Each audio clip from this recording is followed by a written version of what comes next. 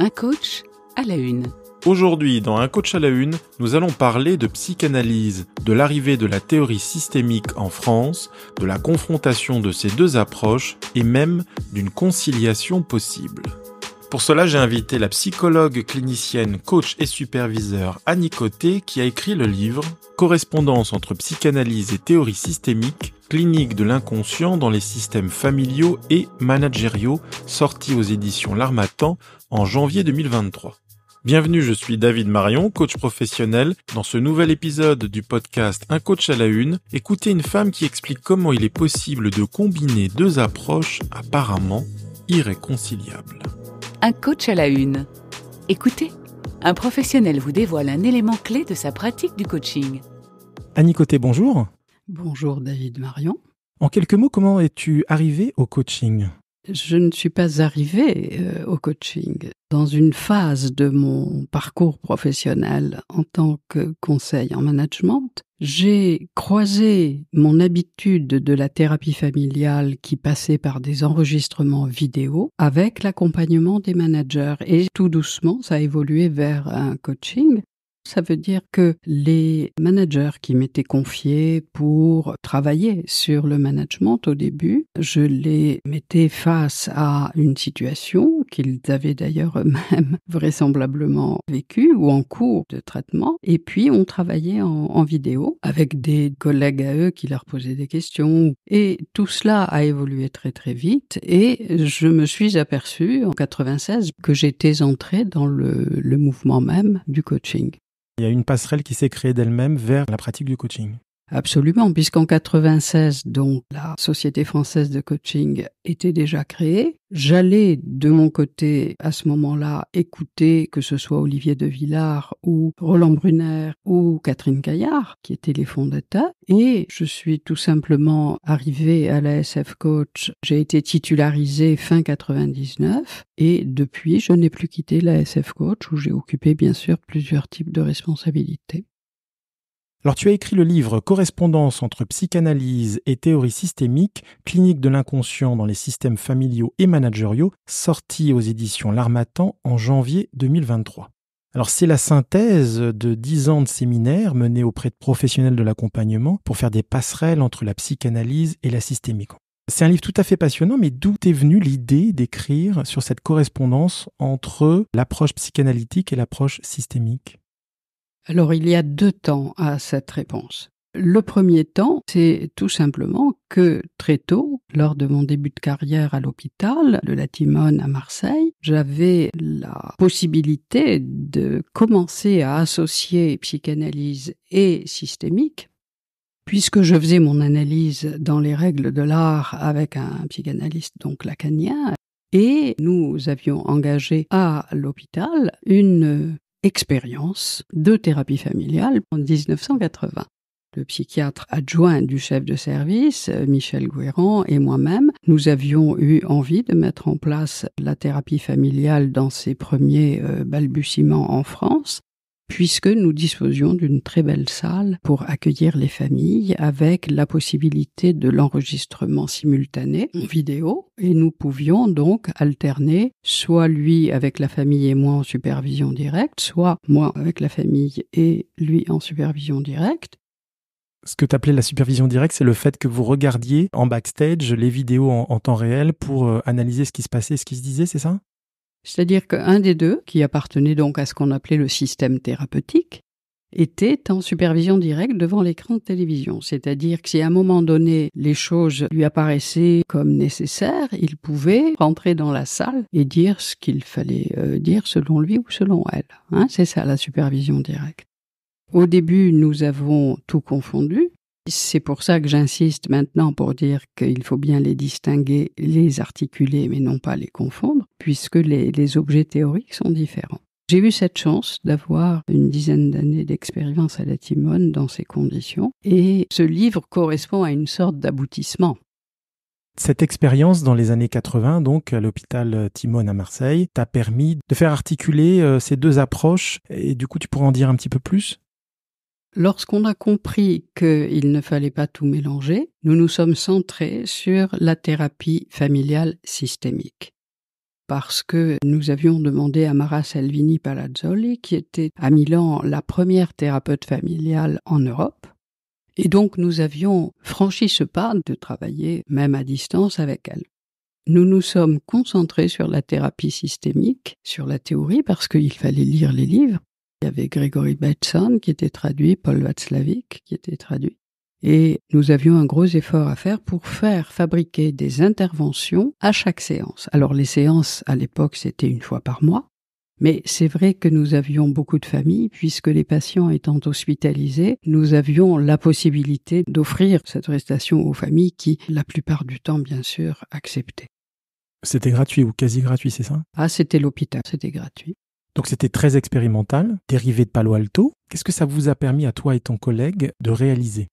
Nous nous sommes aperçus que si nous étions suffisamment l'un et l'autre d'accord sur ce qui était important de ce qui se jouait dans la famille, eh bien nous étions capables de faire des prescriptions de symptômes très ajustées et nous étions stupéfaits des résultats obtenus. Il y avait des améliorations tout à fait notables et très vite. Les effets pouvaient être positifs magnifiquement et négatifs magnifiquement, c'est-à-dire c'était l'explosion en vol. Donc on a appris avec cette théorie et ses effets dans la pratique que c'était une théorie à manier avec des pincettes. Ça responsabilise grandement de se dire que les conséquences peuvent être magnifiques ou dramatiques. Bien sûr. Alors peut-être un exemple magnifique. Un exemple de magnifique et ensuite un exemple de dramatique. Une période avec 30 ans de recul où à la fois il fallait bien sûr en passer par là, mais en même temps ça nous a permis d'apprendre très très vite et d'avoir un accès à l'éthique de la pratique systémique extrêmement puissant.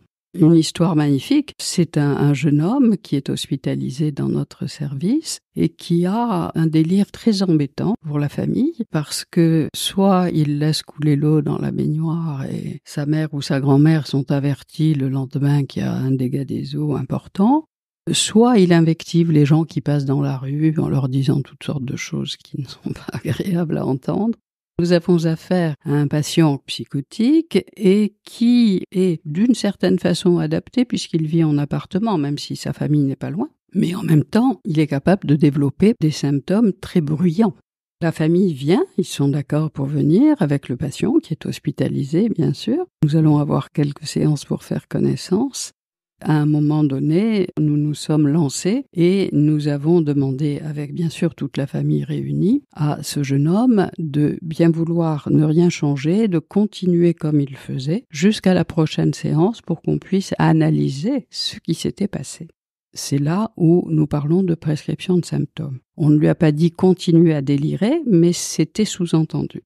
Ce qui se passe lorsqu'il y a prescription de symptômes, c'est qu'on donne en quelque sorte l'ordre à la personne de faire ce qu'elle fait. Nous sommes là dans une problématique de logique quasi mathématique, c'est-à-dire que dire à quelqu'un « nous vous demandons de continuer à faire ce que vous faites » transforme de fond en comble ce qu'il fait. Ça n'est plus parce qu'il ne peut pas s'en empêcher, c'est toujours l'excuse des gens qui ont des symptômes, mais c'est « j'ai obéi à ce que vous m'avez dit ».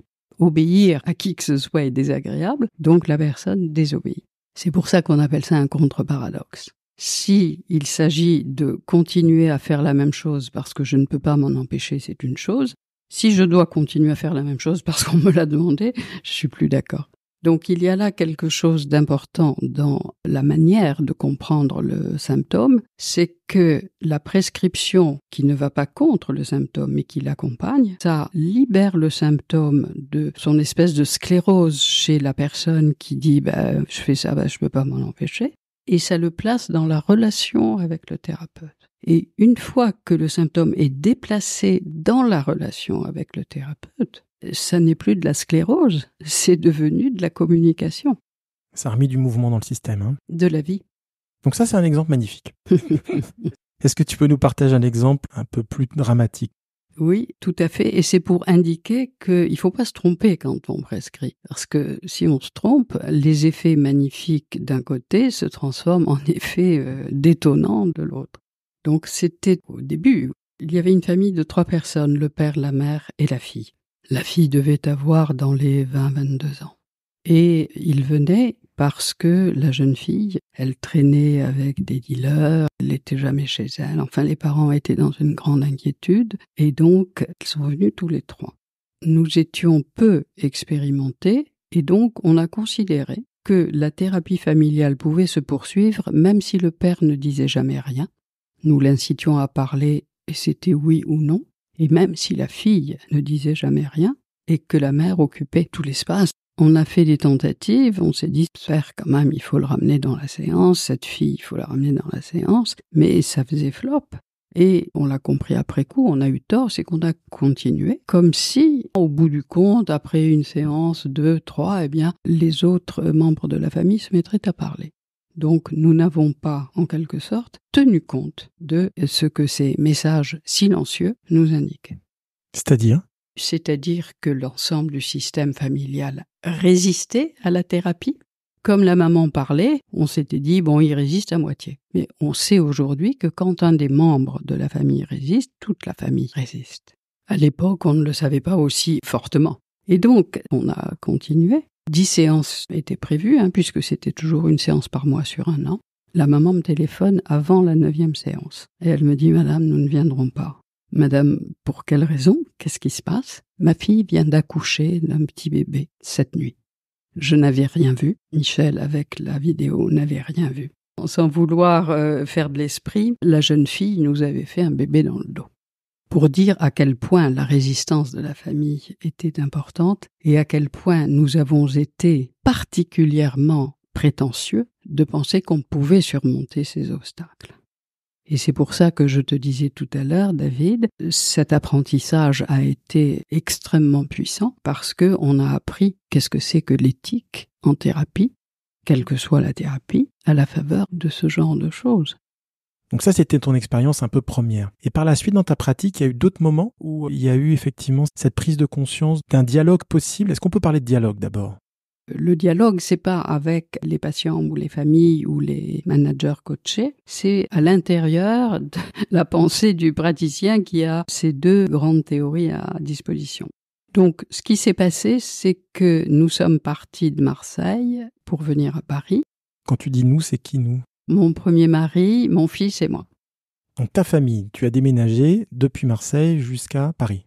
Absolument. Il n'était pas possible de retrouver cette activité puisque l'assistance publique de Paris ne connaissait pas l'assistance publique de Marseille.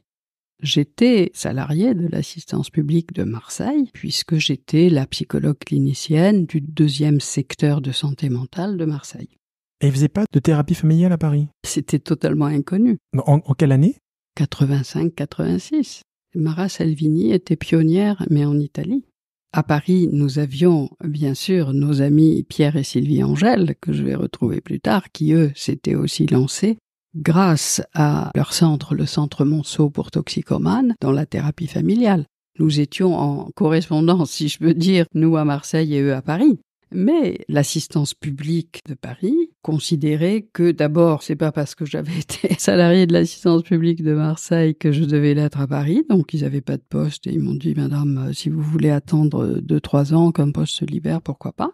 Et d'autre part, la thérapie familiale n'avait pas encore pignon sur rue. Donc du coup, t'as fait quoi ? J'ai fait le tour de tous les gens que je connaissais, dont Pierre et Sylvie Angèle. Mais comme ils étaient encore à Marmottan, il n'y avait pas de poste. À partir du moment où je ne peux pas exercer en institution, je vais penser à m'installer en cabinet privé. Tous les amis que j'ai vus me l'ont décommandé parce que, à l'époque, c'était toujours une séance par mois en thérapie familiale et ça supposait un volant de clientèle important pour en vivre. Alors, j'ai fait 2 choses en attendant de m'installer à Paris. 2 choses que je dois donc à Jean-Pierre Côté, mon premier mari. J'ai eu la chance d'écrire pour préparer une série sur les brigades internationales pendant la guerre d'Espagne. On a travaillé avec d'anciens brigadistes internationaux qui étaient encore vivants à l'époque. Ils étaient très vieux, mais ils pouvaient répondre aux interviews. Et de mon côté, je construisais les épisodes en tant que scénariste pour rendre compte de ce que ces personnes disaient, pourquoi elles étaient parties, comment ça s'était passé.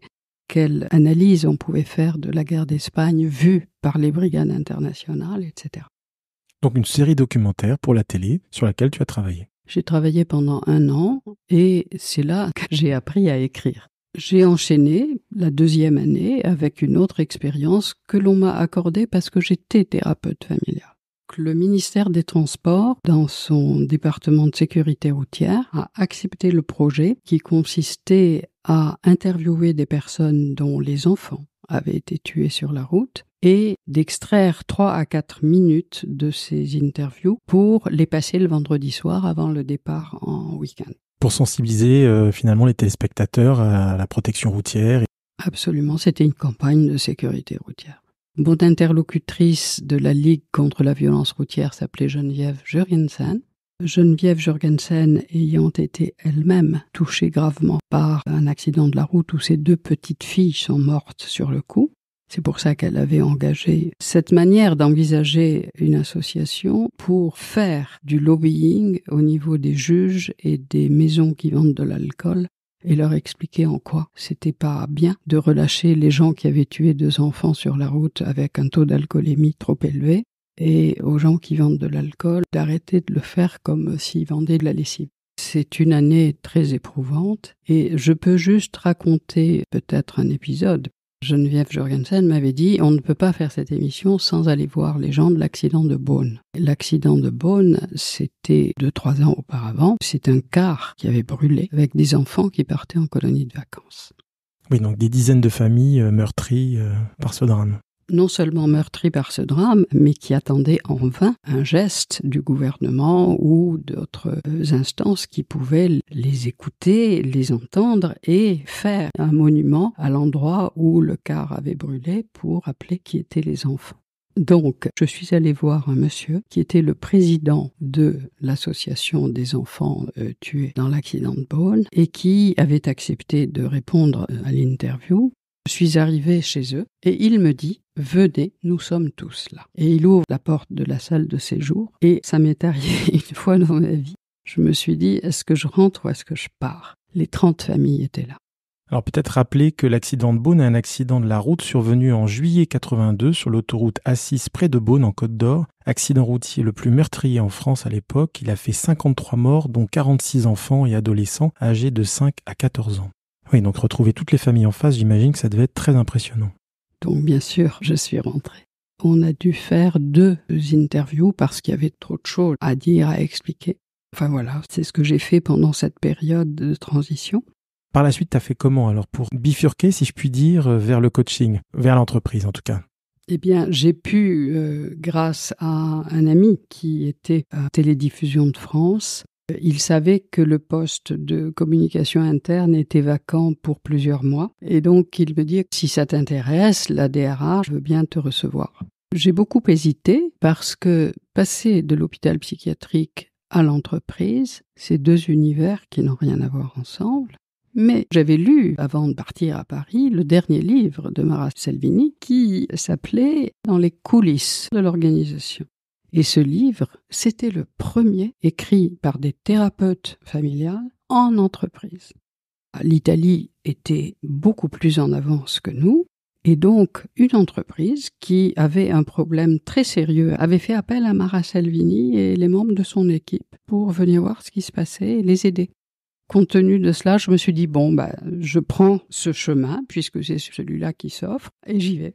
Moyennant quoi, j'ai fait 2 choses. Une chose qui était le journal vidéo de l'entreprise, ce qui m'a permis de pousser toutes les portes et donc d'apprendre l'entreprise très vite. Et je pouvais faire des analyses systémiques des équipes et en rendre compte au patron des équipes. Donc en quelque sorte, tu as utilisé cette offre d'emploi chez TDF comme un laboratoire expérientiel pour affiner finalement ta pratique systémique en entreprise. Exactement. C'est pour ça qu'ensuite, cette expérience en entreprise m'a permis très vite, dans le conseil en management, d'évoluer vers la mise en place du coaching. J'étais donc à ce moment-là au centre de recherche de TDF, rempli de polytechniciens, de gens de Supélec, et quelque chose se passait depuis quelques années. Tous les jeunes ingénieurs Supélec qu'on venait chercher avec le tapis rouge à la sortie de l'école pour les recruter, partaient au bout d'1 an ou 2 dans un échec professionnel lamentable. Donc le directeur m'a fait confiance et je suis allée faire mon travail de communication si on veut, mais mon travail surtout d'écoute et de compréhension du système managériel de ces laboratoires. Alors ça révélait quoi, justement, ce travail d'analyse ? Mais ce qui se passait, c'est que dans ces labos, il y avait le patron qui était polytechnicien, il y avait l'adjoint qui était supélec, et il y avait des techniciens. Or, les techniciens étaient là depuis longtemps et ils avaient connu le temps de l'ORTF. Parce que TDF était une émanation de l'éclatement de l'ORTF. Donc l'ORTF, l'Organisation Radio-Télévision Française, c'est les années 70. Il me semble que c'est Giscard qui a mis ça au point et ça a effectivement, fin 70, été démantelé pour créer différentes chaînes et un service qui assurait la maintenance technique. Le transport des ondes.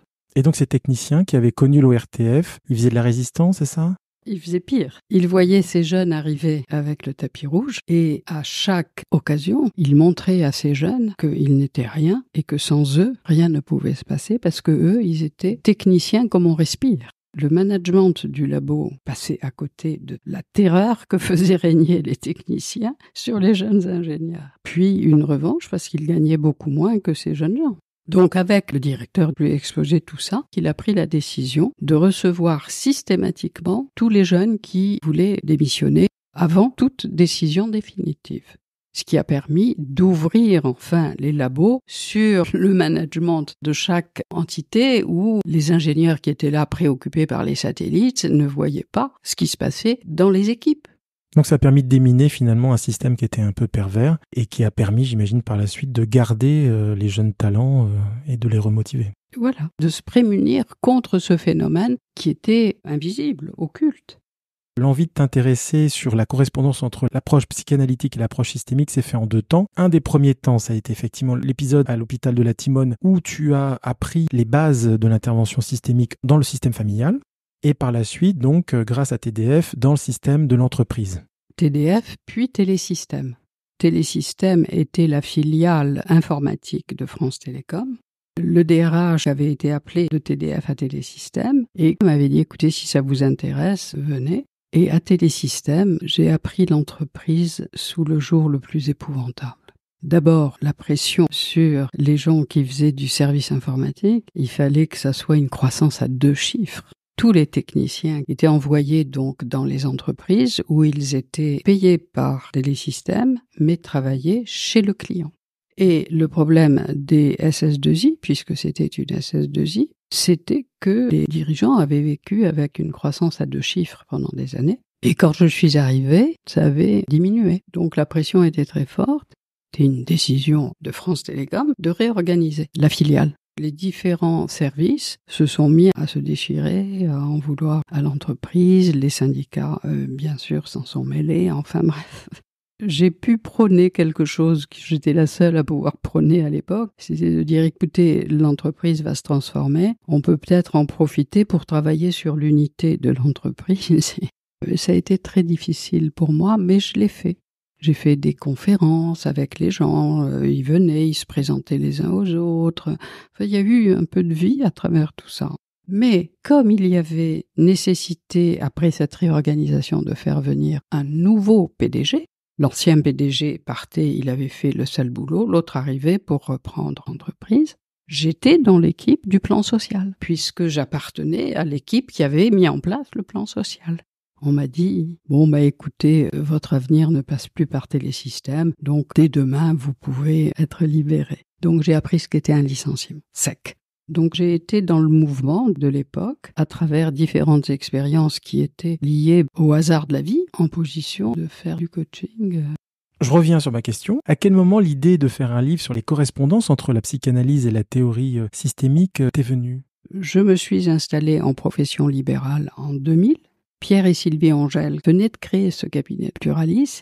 Pierre et Sylvie Angèle sont psychiatres, thérapeutes familiaux et spécialisés dans la thérapie familiale systémique. Donc tu les retrouves et il se passe quoi alors? Ce qui va se passer, c'est que je vais me remettre tout doucement à la thérapie familiale. J'ai reçu des couples, des familles, mais aussi des patients à titre personnel qui étaient intéressés par l'approche psychanalytique en individuel. Et au fur et à mesure, ceux qui avançaient bien, je leur proposais, ils avaient à y réfléchir s'ils voulaient s'allonger ou pas. Mon activité de psychanalyste s'est constituée à partir de 2000 dans Pluralis, cabinet privé qui me permettait d'être installé en profession libérale et d'avoir ma clientèle. Et tu avais aussi une activité donc en entreprise? De coach professionnel. Et c'est effectivement au cours de ces années que tu as commencé à percevoir les correspondances qu'il y a entre la psychanalyse et la systémique. Tout à fait. Je me suis aperçu au fur et à mesure que je travaillais que d'une certaine façon, j'avais presque intuitivement à ma disposition 2 écoutes différentes. Et je me suis dit, il faut absolument comprendre ce que je fais et comment je peux théoriser ça. J'ai décidé de créer un séminaire qui s'appelait Correspondance entre psychanalyse et théorie systémique. Et ce séminaire s'adressant soit à des thérapeutes à orientation analytique, soit familiale, soit à des coachs professionnels. Et c'est là que je me suis aperçu, parce que ce séminaire, je l'ai fait pendant 10 ans, que les coachs professionnels étaient très intéressés parce que beaucoup faisaient par ailleurs une analyse, d'autres avaient des approches cliniques un peu différentes, mais en tout cas, il y avait toute une partie de la population des coachs qui pouvait prétendre à quelque chose de l'ordre du clinicien. Et moi, me spécialisant au fur et à mesure dans le cadre de la souffrance au travail, obligatoirement, ce séminaire s'est enrichi et j'ai eu des personnes qui sont restées 2 ans, 3 ans. Et donc c'est au cours de ces séminaires que tu as peaufiné une réflexion sur les correspondances entre ces 2 approches, et ce livre est le fruit de ces différents séminaires et des réflexions qui ont été échangées avec les praticiens, c'est ça? C'est exactement ça, c'est-à-dire qu'à un moment donné, j'ai senti qu'il y avait une différence entre l'oral, les séminaires c'est à l'oral, on travaille tous ensemble, il y a une partie théorique que je propose et une partie supervision. Et donc cet enrichissement de la pratique fait qu'à un moment donné, je me suis dit bon, peut-être qu'il faut l'écrire. Alors je te propose de poursuivre avec un peu de sémantique. On va faire ensemble un glossaire parce que je pense que pour les auditeurs, ça va être aidant pour suivre notre échange. Comment tu définirais simplement ce qu'est la psychanalyse?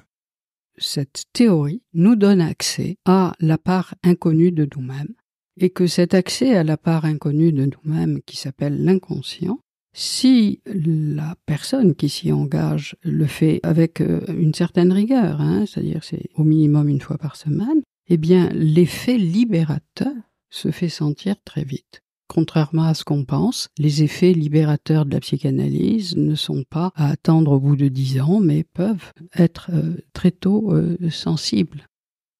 Et alors, comment définirais-tu simplement la systémique?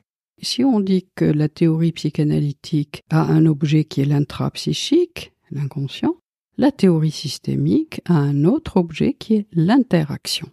C'est-à-dire que la systémique s'intéresse à ce qui se passe entre les personnes et pas obligatoirement à l'intérieur des personnes, bien qu'on ne puisse pas couper les personnes en 2. Mais l'intrapsychique d'un côté, l'interaction de l'autre, et lorsqu'on s'intéresse à l'interaction, on s'intéresse à ce que sont les jeux relationnels entre les personnes. C'est-à-dire les jeux de pouvoir, les jeux d'influence, la coopération, l'opposition, tout ce qui va avec quelque chose qui concerne les systèmes humains, qu'ils soient familiaux ou managériaux.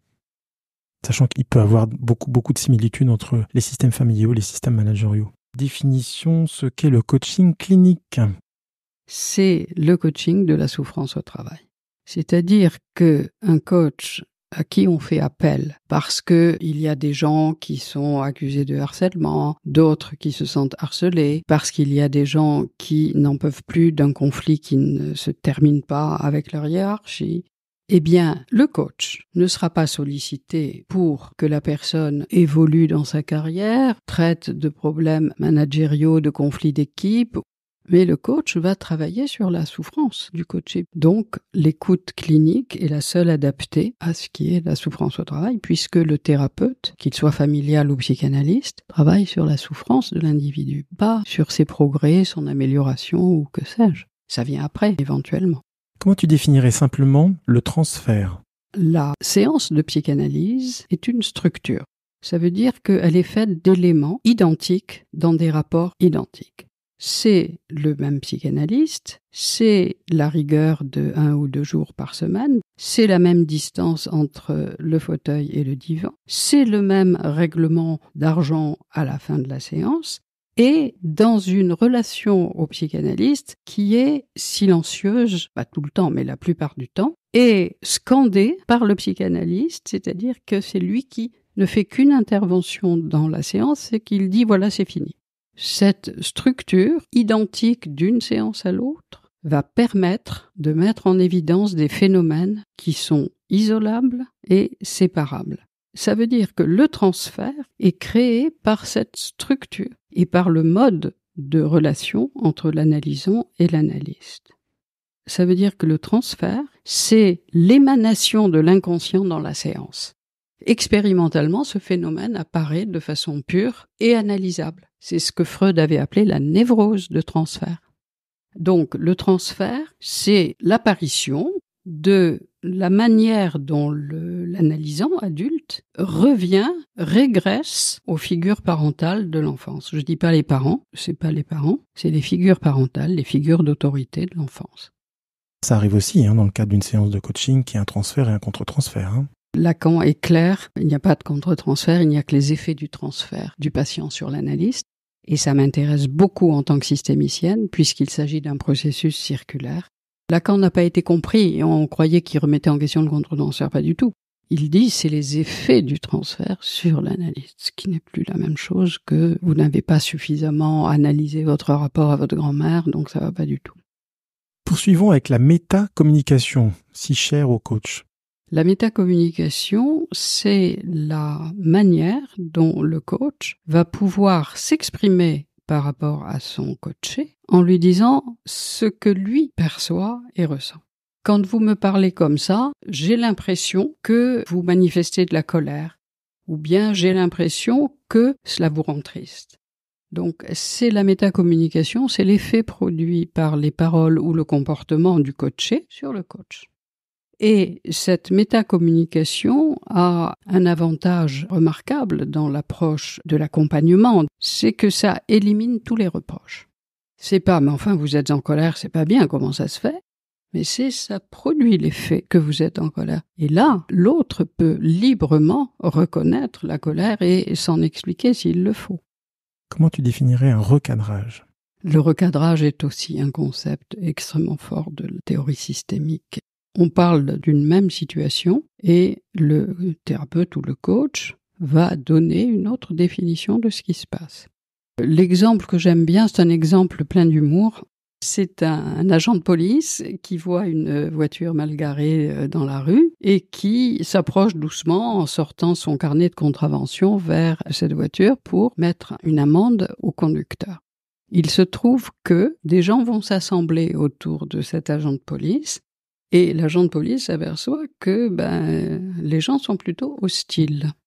Le recadrage, c'est, mesdames et messieurs, vous venez d'assister à un moment où un agent de police met une contravention à un conducteur. Tout le monde s'écarte et il peut partir. Voilà. C'est ça un recadrage. Une interprétation. Donc là, pour le coup, c'est plutôt psychanalytique. Ah, c'est uniquement psychanalytique. Qui dit psychanalyse dit inconscient et dit interprétation. L'interprétation va mettre en rapport ce que dit ou ce que fait l'analysant avec quelque chose qui appartient à un registre inconscient.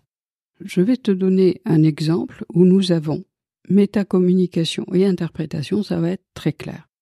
Freud va recevoir un monsieur dans les années 1910 à Vienne qui lui demande de prendre sa fille en psychanalyse. Sa fille a 16-17 ans.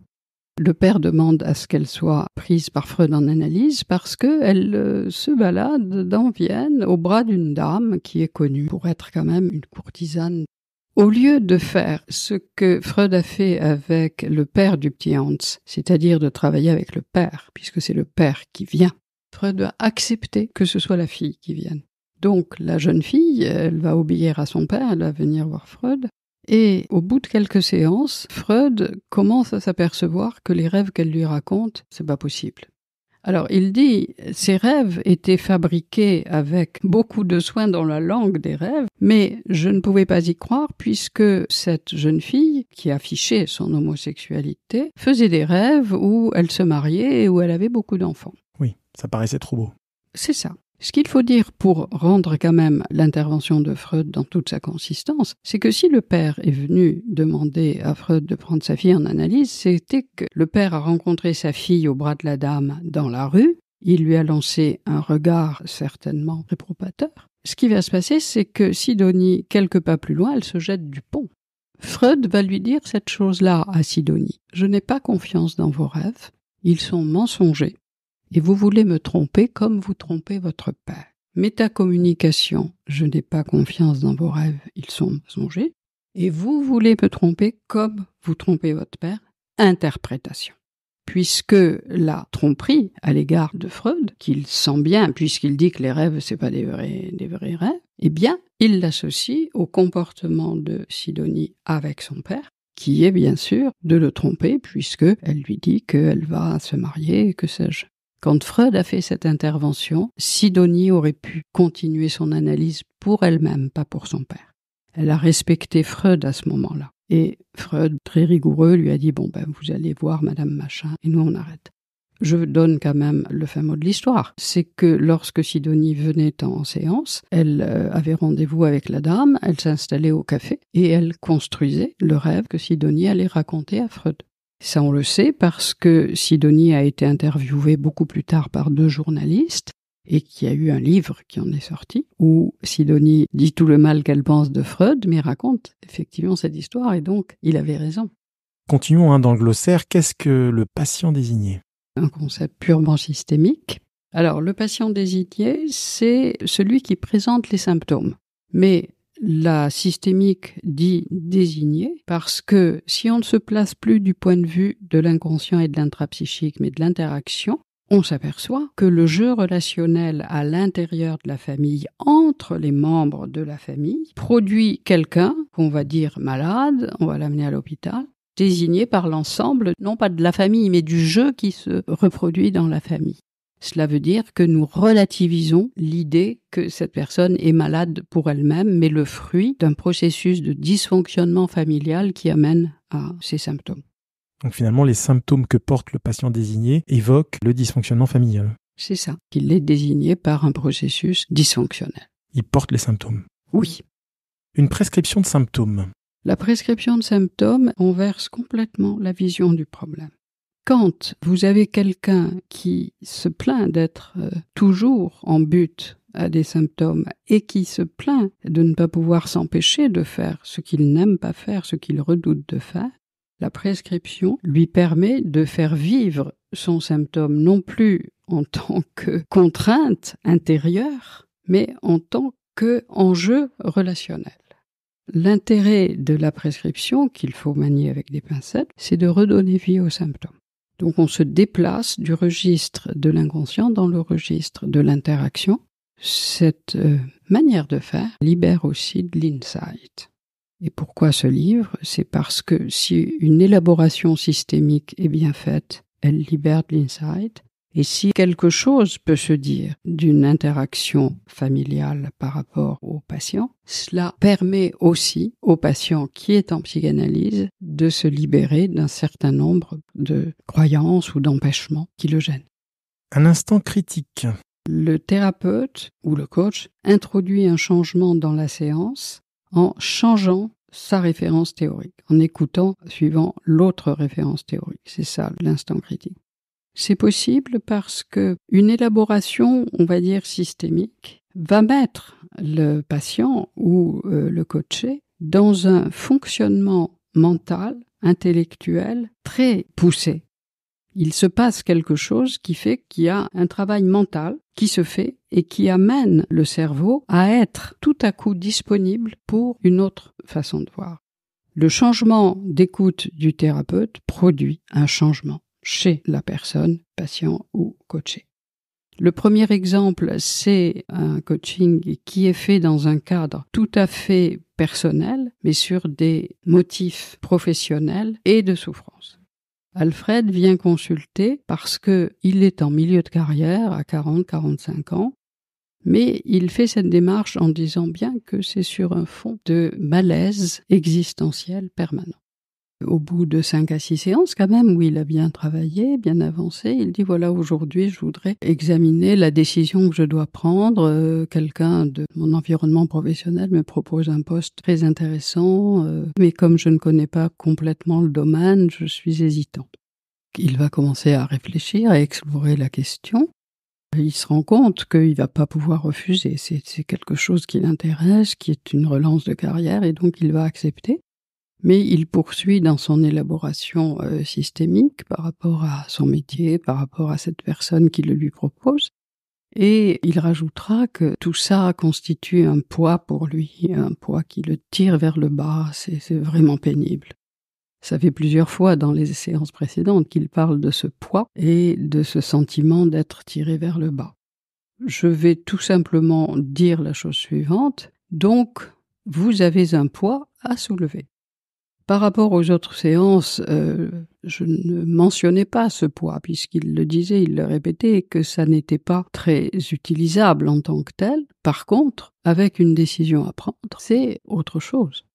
Vous avez un poids à soulever, c'est une remarque bête et méchante, mais ça suffit pour qu'il se dise « Ah oui, c'est vrai que j'ai le sentiment d'avoir quelque chose à ranger.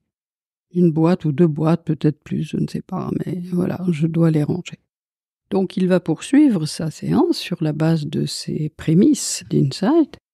À la fin, il dira effectivement qu'il se souvient de son oncle paternel, qu'il chérissait beaucoup étant enfant. Et cet oncle, sur son lit de mort, alors que Alfred est adolescent, va lui remettre un coffret, et dans ce coffret, il y a des choses à ranger, il faut jeter un coup d'œil, tous ces papiers. Son oncle rajoutant, comme ça tu sauras où le mettre. Ce qu'il faut dire, c'est que ce coffret, il l'a mis provisoirement sur une étagère à la cave et depuis 20 ans, il ne l'a pas ouvert et encore moins rangé. Donc là, on a une élaboration systémique très poussée parce que c'est une chance pour Alfred que cette proposition de poste. En même temps que ce psychisme qui est vraiment en train de travailler au maximum peut recevoir cette idée qu'il y a un poids à soulever et donc faire en sorte que le souvenir revienne. C'est la question du poids, n'est-ce pas? Le poids est une métaphore de ce qui lui pèse, et ce qui lui pèse, c'est bien ce souvenir, puisque le coffret est toujours à la cave et toujours pas rangé. Qu'il n'a jamais respecté la parole donnée à cet oncle mourant. Exactement. Et le malaise est là. C'est-à-dire que grâce à une décision à prendre qui le mobilise beaucoup dans sa carrière, surgit le souvenir refoulé. C'est le simple fait de faire ce lien qui le libère de ce poids. Absolument. Un deuxième exemple pour l'instant critique, qui là se situe dans une démarche d'entreprise. La personne coachée, une manageuse 30-35 ans, a demandé un coaching depuis plus d'1 an parce qu'elle est dans un état de souffrance terrible. Elle est désignée comme une manager maltraitante. Les membres de son équipe s'en vont les uns après les autres, il en reste quand même quelques-uns. Et elle arrive dans mon bureau pour faire connaissance où elle dit que c'est elle qui est maltraitée. Elle dit que sa manageuse, la directrice générale qui l'a recrutée, l'a laissée aller toute seule devant le CHSCT pour répondre de ses départs fréquents de son équipe et donc de cette maltraitance qu'elle doit faire puisque les gens s'en vont et les autres pleurent. Il y a une maltraitance qui circule entre les uns et les autres, mais cette jeune femme est très désireuse de résoudre les problèmes et donc nous allons faire un premier travail systémique. C'est-à-dire qu'elle va analyser la situation de l'équipe et en même temps, on va mettre en place des jeux de rôle sur les situations qui sont celles qu'elle vit, notamment avec une jeune collaboratrice qui pleure tous les jours.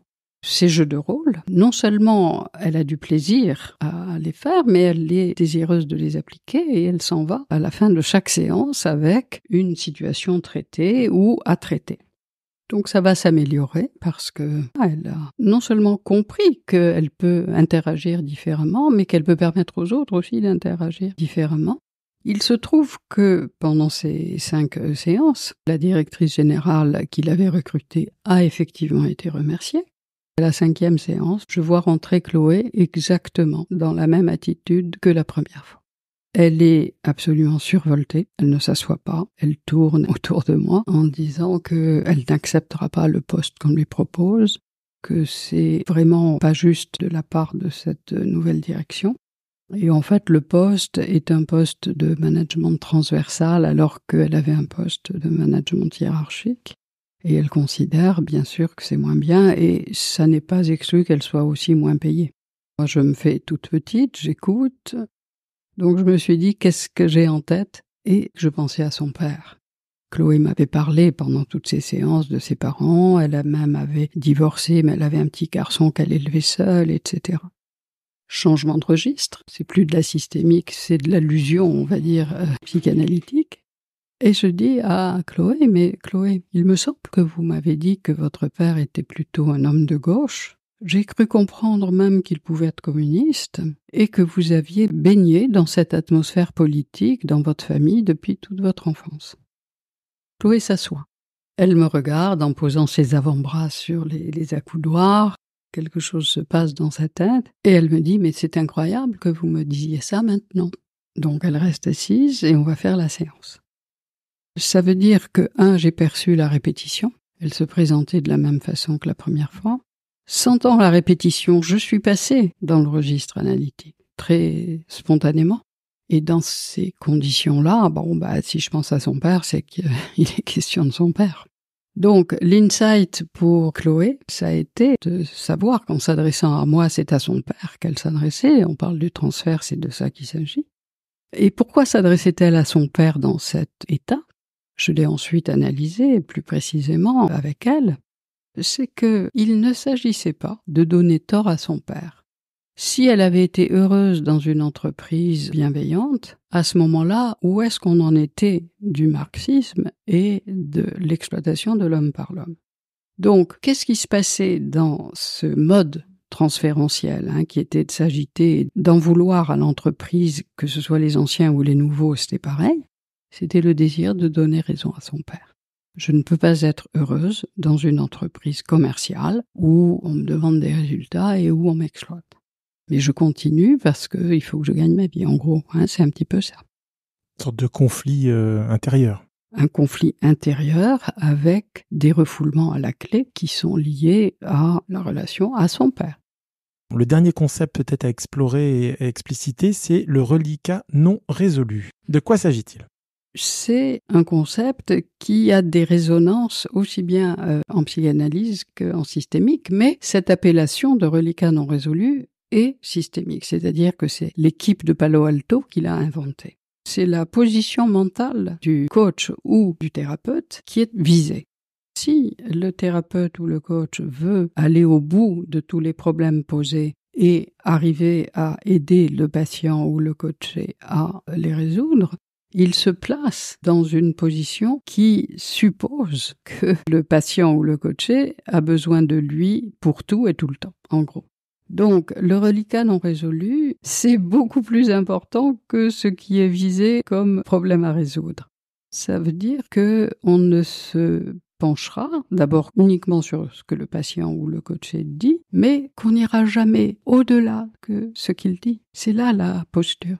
Et j'ai un exemple. Il s'agit d'un coaching pour des raisons de souffrance au travail. Cette dame, sa supérieure hiérarchique lui a prescrit un coaching parce qu'elle ne va pas bien du tout. Elle ne peut plus parler en public. Aujourd'hui, non seulement elle ne peut plus parler en public, mais ça s'est aggravé. Elle ne respire plus, elle perd ses moyens quand il s'agit de parler en public. Donc en fait, sa supérieure hiérarchique lui a dit « On peut te payer un coaching parce que tu peux pas rester seule comme ça avec ce problème ».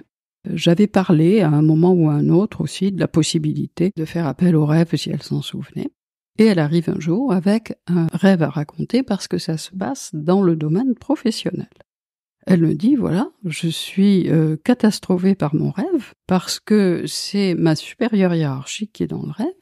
Et au lieu de me féliciter parce que j'ai réussi une épreuve managériale très difficile avec succès, elle me fait des reproches. Et ça, c'est insupportable parce que c'est exactement l'inverse de ce que cette femme est dans la réalité pour moi. Mais le rêve se poursuit et la séquence suivante, elle sort de sa gorge une espèce de gros cordon ensanglanté et elle tire et elle tire et elle tire. Il y a toujours ce cordon qui sort de sa gorge et le rêve va se terminer là-dessus. Cette jeune femme va analyser son rêve dans la partie professionnelle. Elle va dire, oui, effectivement, si je joue le jeu, il y a quelqu'un à qui je fais des reproches. Celle à qui je fais des reproches, et encore aujourd'hui, c'est à ma mère. Parce que je considère que c'est à cause d'elle qu'aujourd'hui je n'ai pas d'enfant. Elle va s'apercevoir, en disant ça, qu'elle avait associé la N+1 à sa mère, mais que c'est à sa mère qu'elle fait des reproches et pas à sa N+1. Donc elle va me dire, écoutez, moi je suis tranquillisée, vraiment, je préfère que ce rêve finalement mette en scène plutôt ma mère que ma N+1, et le reste, de toute façon, le reste du rêve, c'est pas professionnel, donc je ne l'analyse pas. Donc, reliquat non résolu. Qu'est-ce que tu pourrais dire du contenu de ce livre? C'est quoi les correspondances possibles entre l'approche psychanalytique et l'approche systémique? Est-ce qu'il y a des passerelles? Est-ce qu'il y a des ponts théoriques possibles entre ces deux approches, entre ces deux théories? Les ponts théoriques ne sont pas possibles. Ce qui change tout, c'est la pratique clinique. Elle se fait avec des théories, mais elle se fait avec quelqu'un qui est le thérapeute ou le coach. Et le patient ou le coaché a toute son oreille, mais le thérapeute ou le coach se fait une certaine idée de ce qui se dit et on peut avoir en tête la systémique et on peut avoir en tête la psychanalyse. La résonance psychanalytique, elle est extrêmement fréquente parce que, comme je le disais, les gens, ils appartiennent à un système familial ou à un système managérial, mais ils sont eux-mêmes des personnes divisées entre un conscient et un inconscient. Donc, l'hypothèse de ce livre, c'est que les situations actuelles que vivent les personnes qui viennent consulter ou qui viennent en coaching, qui peuvent être des situations très douloureuses, des situations qui les font souffrir, ce sont des situations qui sont en lien direct, en résonance immédiate avec un conflit infantile refoulé. Ce qui explique cette hypothèse, ce qui la rend crédible, c'est que, à partir du moment où une situation actuelle provoque une telle souffrance dans un contexte qui n'est pas celui dans lequel ça pourrait s'exprimer, c'est qu'il y a à l'intérieur, caché, éloigné, loin de la conscience, une souffrance qui y ressemble et qui a été refoulée. Si on reprend le cas de Chloé par rapport à son père, il y a quelque chose qui s'est passé pour elle quand je lui ai dit « Mais votre père, j'ai compris qu'il pouvait être communiste et que vous baignez dans cette atmosphère politique depuis longtemps. » Eh bien, ce qui s'est passé, c'est bien que le transfert l'avait amené à me parler comme à son père étant celui par qui quelque chose de l'ordre d'un désir se manifestait, c'est qu'à aucun moment elle ne voulait qu'il ait tort, elle voulait que son père ait toujours raison. Et ce désir-là est un désir que l'on va trouver dans la sphère analytique et pas systémique. Il y a le désir conscient de dire cette entreprise ça va pas du tout et je ne suis pas contente. Et ce qui est caché, c'est que il y a une référence au père qui est que s'il est en quelque sorte marxiste ou communiste, il ne peut être que d'accord avec sa fille, qui sera à ce moment-là obligée de travailler dans l'entreprise, mais en ayant en tête que c'est un lieu effectivement d'exploitation. Et où donc la satisfaction n'est pas possible. C'est ça. Ce qui est sous-jacent, c'est que son désir réel, c'est de donner raison à son père. Et en ayant conscientisé ça, cet insight-là, est-ce que ça lui a permis finalement de désamorcer cette difficulté et de pouvoir accepter en conscience le poste qui lui était proposé, le poste transverse, et en être satisfaite? En être satisfaite, je ne suis pas sûre. Mais par contre, pouvoir continuer à travailler dans l'entreprise, accepter le poste qu'on lui propose pour des raisons là objectives, elle doit élever son fils, etc., a été possible. Parce que là aussi, le lien avec son désir pour son père a été clarifié. Et ce qui me fait dire que l'hypothèse, c'est qu'il y a dans le conflit actuel quelque chose du conflit intrapsychique refoulé, c'est que à la première séance, elle s'est présentée agitée, à la 5e séance, elle s'est présentée agitée, il y avait répétition. Aurais-tu un ou deux exemples de coaching clinique mettant en exergue une complémentarité des pratiques à la fois systémiques et psychanalytiques? Absolument. Il y a un autre exemple qui est l'exemple d'Éric, où il y a une résonance qui va se faire dans le champ inconscient. Éric, il vient pour un coaching, mais il fait cette démarche pour faire plaisir à ses enfants. Il a un fils de 22 ans, un autre peut-être de 19-20 ans. Ses enfants ont constaté qu'il amène le travail à la maison, qu'il se lève la nuit pour travailler, les dossiers sont étalés dans la salle de séjour. Ils ont dit à leur père que ça pouvait pas continuer comme ça, qu'ils avaient peur pour lui, notamment un burn-out. Donc le père vient, mais pour ses enfants. Il va être très désireux d'avancer, il va travailler sur la relation à la directrice. Au bout de quelques séances, il va lui aussi venir et dire, voilà, demain j'ai un rendez-vous avec la directrice. D'ailleurs, j'en suis à l'initiative, parce que ça peut pas continuer comme ça, et je veux travailler mon entretien. Or, qu'est-ce qui se passe avec cette directrice? Je le sais par les séances précédentes, c'est qu'elle est nouvelle dans l'entreprise. Elle a des actionnaires japonais qui sont réputés pour demander des résultats commerciaux rapides, et elle ne veut pas entendre les arguments d'Éric, qui est en fait un ingénieur commercial très reconnu dans sa partie, et le différend porte sur les échéances. La directrice lui dit, écoutez, ce contrat, vous devez le signer dans 1 mois. Et Éric m'explique que ce contrat, sur des sujets pareils, avec des prix pareils, c'est pas dans 1 mois, c'est dans 6 mois. Et elle ne veut pas entendre cela. Donc il a pris rendez-vous avec elle et il me dit, on va travailler cet entretien. Dans les jeux de rôle, pour travailler les situations difficiles, il y a un principe systémique que je propose à tout le monde d'appliquer, c'est de commencer par travailler à comprendre l'interlocuteur. Se mettre à la place de celui ou celle à qui on veut s'adresser. C'est exactement ça. Ça veut dire que on cherche tout ce qui fait que on va mieux comprendre l'interlocutrice. Quels sont ses enjeux, quels sont ses goûts, quelle est son histoire, pourquoi elle est là, etc. Pour bien se comprendre soi-même, il faut être compris par l'autre. Et pour être compris par l'autre, il faut comprendre l'autre. Et donc, c'est la circularité de la communication qui fait que si vous commencez par comprendre l'autre, l'autre vous comprendra. Et donc Éric va faire ce travail incroyable, qui est qu'il ne peut pas la voir, mais il va chercher à la comprendre avant d'élaborer ce qu'il va lui dire. Pour essayer de la convaincre. Bien sûr, ou de modifier son jugement.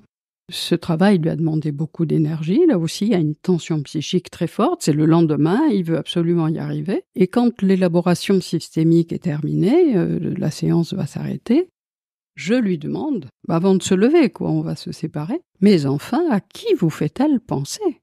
Et là, Éric part d'un rire de bon cœur, il est surpris, mais que cette directrice, elle le fait penser à tout ce qu'il déteste chez sa mère. La directrice abrite une interlocutrice cachée, inconsciente, qui est la mère dans ce qu'il déteste chez elle. Ça, c'est un insight caractérisé, lié à ce processus d'association de travail systémique qui met le cerveau dans une très grande tension et qui permet de laisser passer le souvenir refoulé. Ou l'interlocutrice refoulée en le cas d'Éric. Ce qui fait que le lendemain, c'était beaucoup plus facile. C'est de mettre en évidence le lien qui était inconscient, le rendre conscient. Le prérequis, si je comprends bien, c'est quand même d'être formé à la psychanalyse d'une part et formé à la systémique d'autre part. C'est pas possible d'avoir cette complémentarité de pratique. C'est possible pour un coach qui est psychanalyste, c'est sûr, mais c'est possible aussi pour un coach qui est en train de faire cette démarche.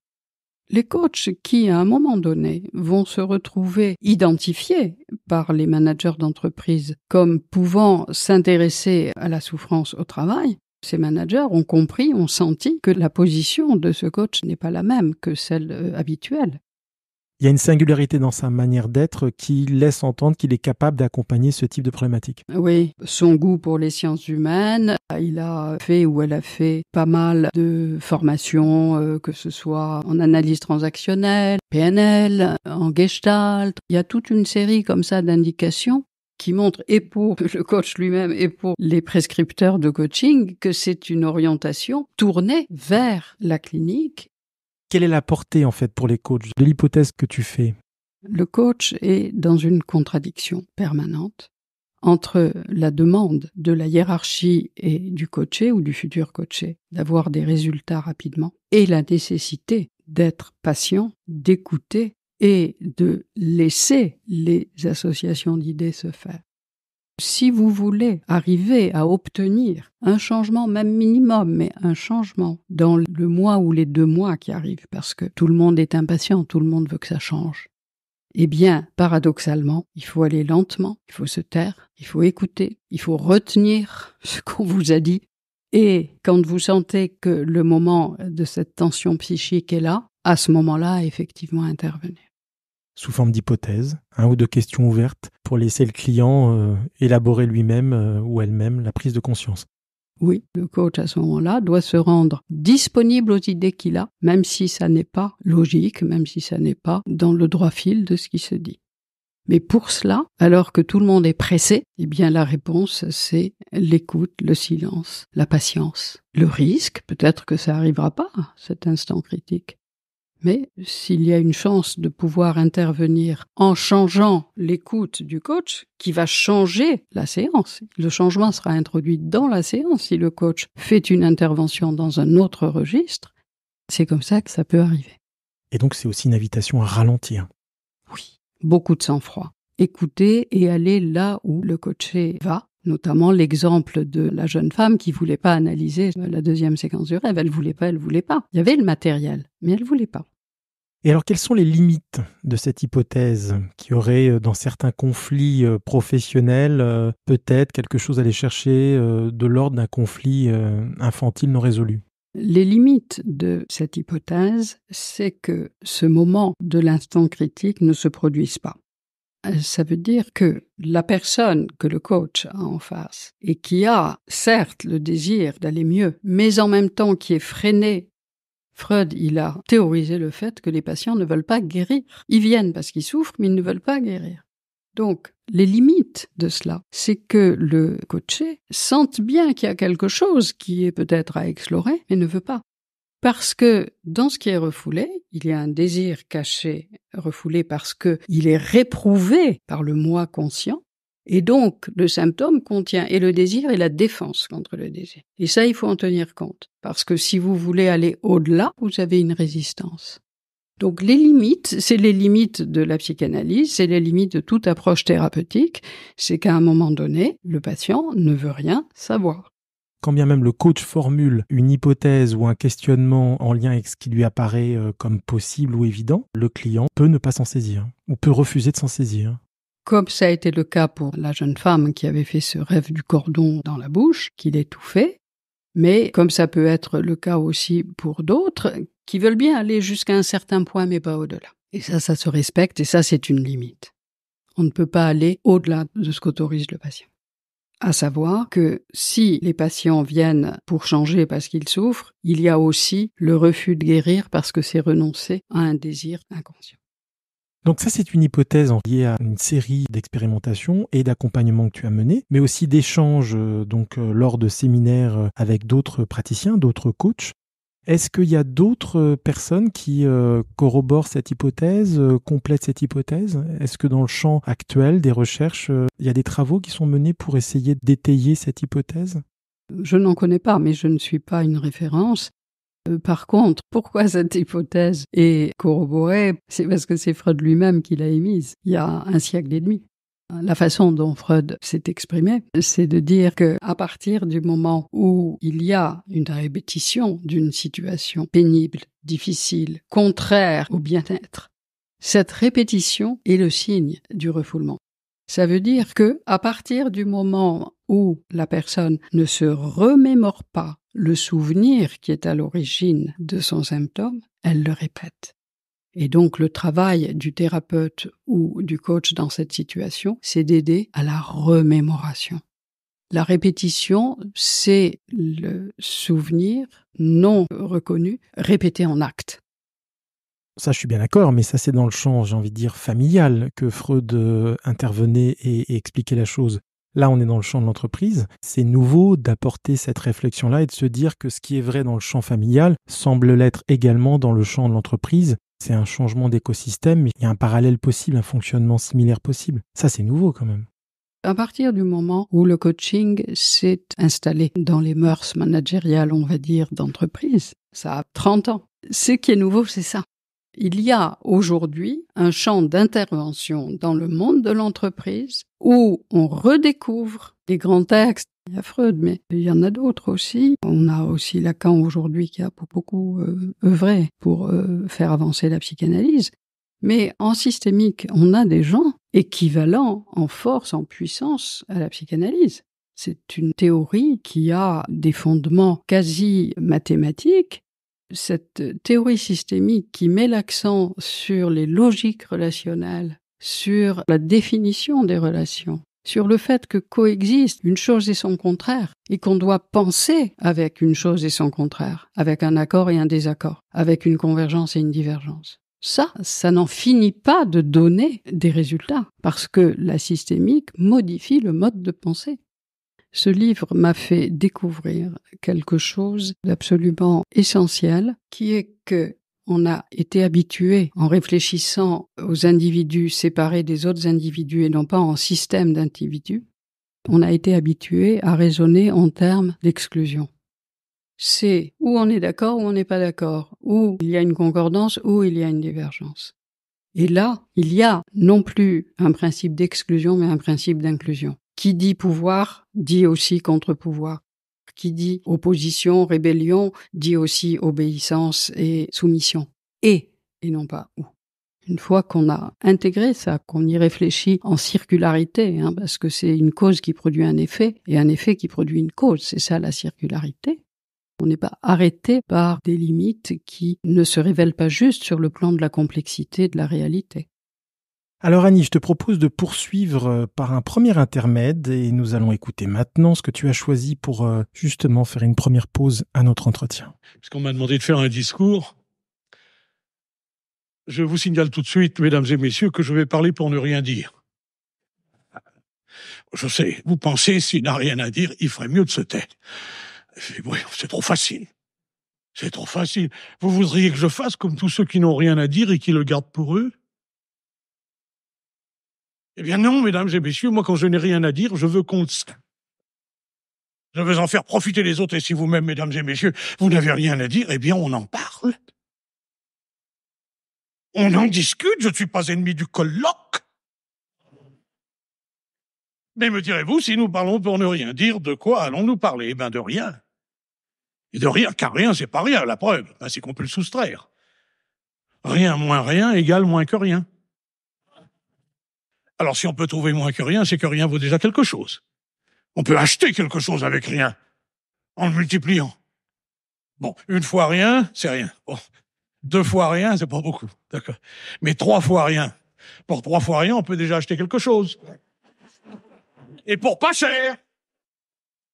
Alors il s'agit du sketch « Parler pour ne rien dire » de l'humoriste franco-belge Raymond Devos, sorti au début des années 80. Pourquoi ce choix, Annie ?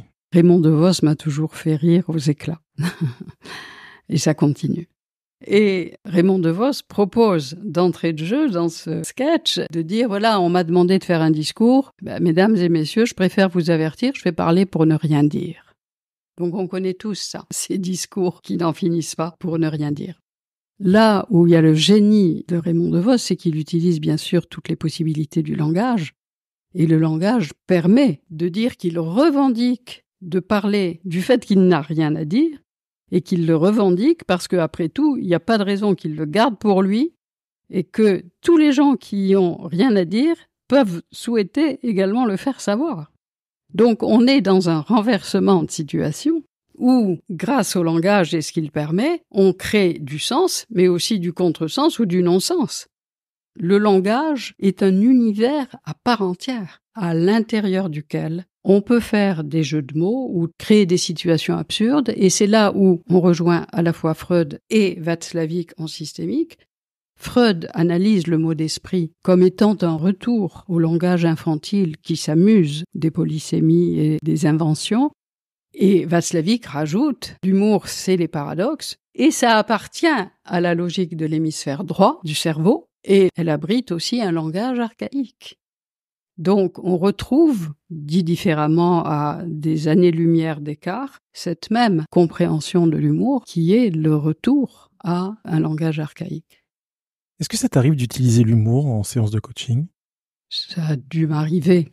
J'en parle un petit peu au passé parce que j'ai eu à faire beaucoup de coaching à une période un peu lointaine. Ce dont je me souviens, c'est que j'avais tendance, ou à certaines séances, à dialoguer un peu plus avec les coachés. Et quand on se met à dialoguer, c'est-à-dire que c'est une forme de discussion qui se met en place, l'humour est possible. Qu'à un moment donné, on peut se dire avec le coaché quelque chose qui nous fait rire. Mais pas utiliser l'humour comme un moyen de lui faire conscientiser quelque chose, par exemple. C'est difficile. Il faut avoir un esprit d'à propos. L'humour n'est pas à la portée, si je peux dire, de tout le monde. Mais quand ça se produit, effectivement, ça a beaucoup d'impact. Ça dédramatise, ça rapproche. L'humour rapproche alors que l'ironie sépare. En t'écoutant, il y a quelque chose qui me vient, c'est que à la lecture du livre, j'avais déjà ça un peu à l'esprit, c'est qu'au fond, pour pouvoir manier et la psychanalyse et la systémique, il y a quand même des prérequis. C'est la grande capacité d'écoute, mais aussi une bonne compréhension de la sémantique, une bonne culture, j'ai envie de dire, lexicale, sémantique, pour pouvoir entendre ce qu'il y a à entendre, ce que le client dit de manière comme ça, apparemment anodine et qui en réalité est extrêmement signifiant si je suis capable en tant que praticien de le relever.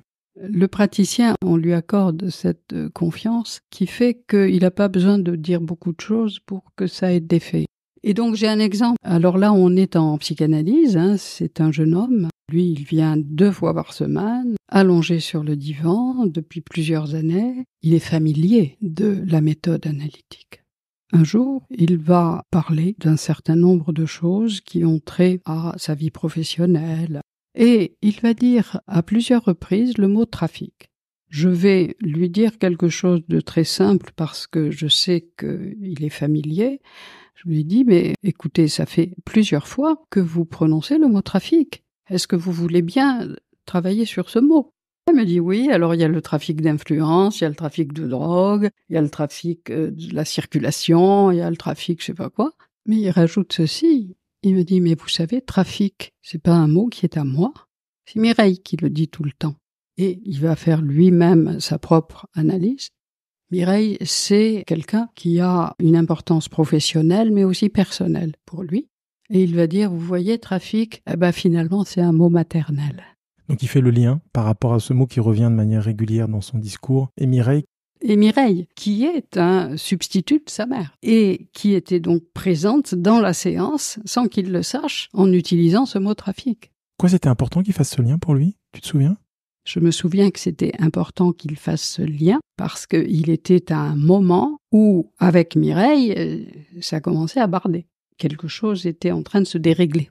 Donc c'était bien qu'il prenne conscience qu'il y avait un possible transfert sur Mireille pour pouvoir finalement pacifier la relation et pouvoir lui dire ce qu'il avait à lui dire sans projeter ce qu'il aurait voulu pouvoir dire à sa mère, quoi. C'est exactement ça, David. Est-ce à dire aussi que le langage des oiseaux, enfin ce qu'on appelle communément le langage des oiseaux, c'est-à-dire les significations des mots qui viennent par l'oralité, est également importante? Certainement.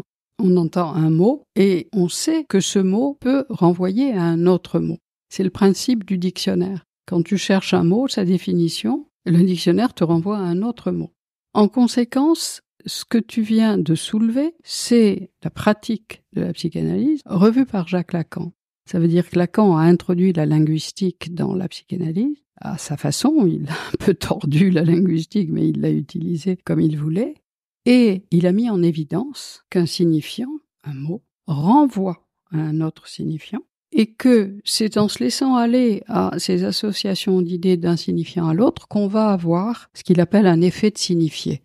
C'est ce qui s'est passé avec ce jeune homme, trafic de ceci, trafic de cela, mais trafic, c'est Mireille qui le dit. Le défilé des signifiants l'a amené à Mireille. Et de Mireille, il est allé à sa mère. Alors en tant que psychanalyste, en tant que thérapeute familial et en tant que psychologue clinicienne, quel était ton regard sur l'apparition du coaching au cours des années 80 ? Est-ce que tu en avais entendu parler avant de te rendre compte que tu en faisais toi-même sans le savoir finalement ? Alors, entendu parler, pas vraiment. Maintenant, c'est vrai que quand j'ai vu que la Société française de coaching venait d'être créée, donc on est en 96, j'ai fait une sorte de rétrospective et je me suis dit, tiens voilà, je me suis engagée dans une pratique qui peut s'appeler coaching parce que j'avais des clients en entreprise, des managers. Mais est-ce que tu avais des a priori, parce qu'en tant que thérapeute où l'accompagnement s'inscrit dans une durée plus ou moins longue, ça dépend effectivement déjà de la chapelle, si je puis dire, est-ce que c'est une thérapie ou est-ce que c'est une psychanalyse, mais en tout cas c'est plusieurs mois, voire plusieurs années, alors que le coaching, d'emblée, c'est un changement par rapport à un objectif sur une dizaine de séances, c'est-à-dire c'est moins d'une année. Est-ce que tu avais un a priori par rapport à ce dispositif-là, qui est tout à fait singulier, ou pas ? De mon côté, j'ai eu la chance d'être thérapeute familiale à la Timone, à l'époque où la théorie de Palo Alto donnait ce qu'on appelait les thérapies brèves. Et les thérapies brèves, c'était une séance par mois pendant 1 an, c'est tout. Et on s'y tenait parce que c'était la théorie qu'on découvrait, il fallait pas faire n'importe quoi. Les thérapies brèves m'ont amené à considérer qu'on pouvait produire effectivement du changement dans des temps plus courts. Alors c'est vrai que je dirais que tu avais été un peu biberonné avec cette approche pragmatique très tôt, puisque dans les années 80, à l'hôpital de la Timone, tu faisais de la thérapie familiale, donc la thérapie systémique en l'occurrence. Mais on n'en a pas parlé jusqu'ici, mais est-ce qu'il n'y a pas une antinomie entre l'approche psychanalytique et l'approche systémique ? Quelque part, moi quand j'ai vu le livre, je fais attends... J'ai un peu bugué dans ma tête. Je pensais que c'était antinomique. Beaucoup de choses à dire. Il y a une histoire du rapport entre la psychanalyse et la théorie systémique.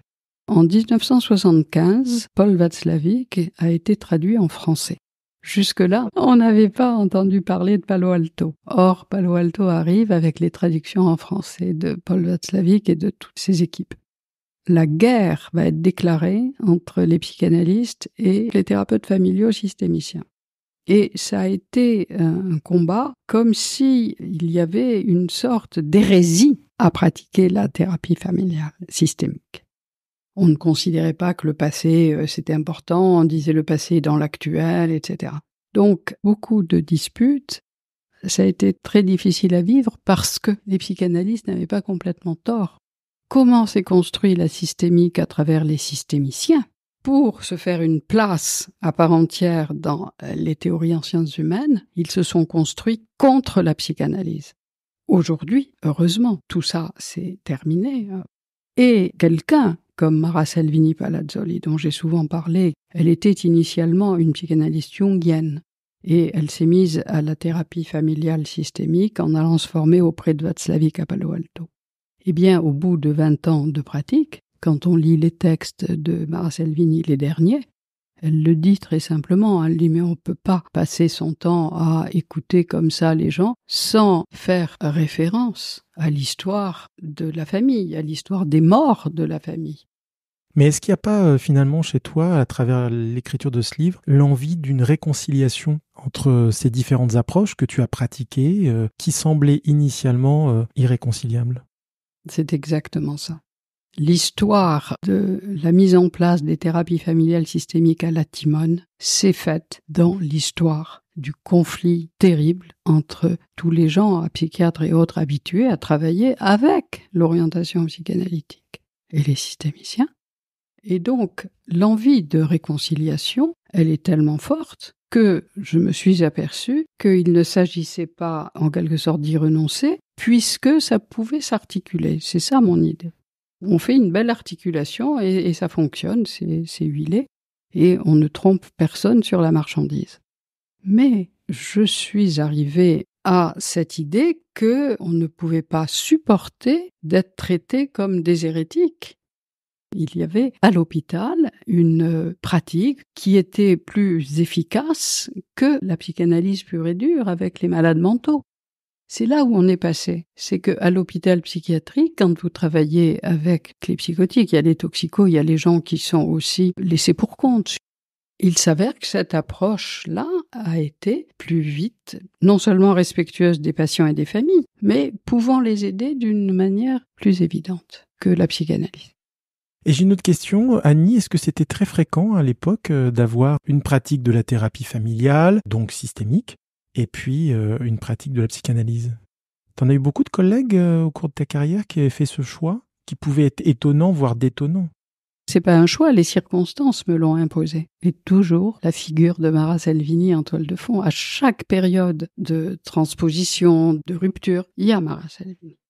Mara Salvini, elle est là quand j'arrive de Marseille à Paris, que je me transpose de l'hôpital psychiatrique à l'entreprise. Elle sort le bouquin qui fait que la thérapeute familiale reconnue qu'elle est, elle a travaillé pour une entreprise, pour des patrons qui avaient des problèmes et qui l'ont remerciée parce qu'elle avait traité la chose.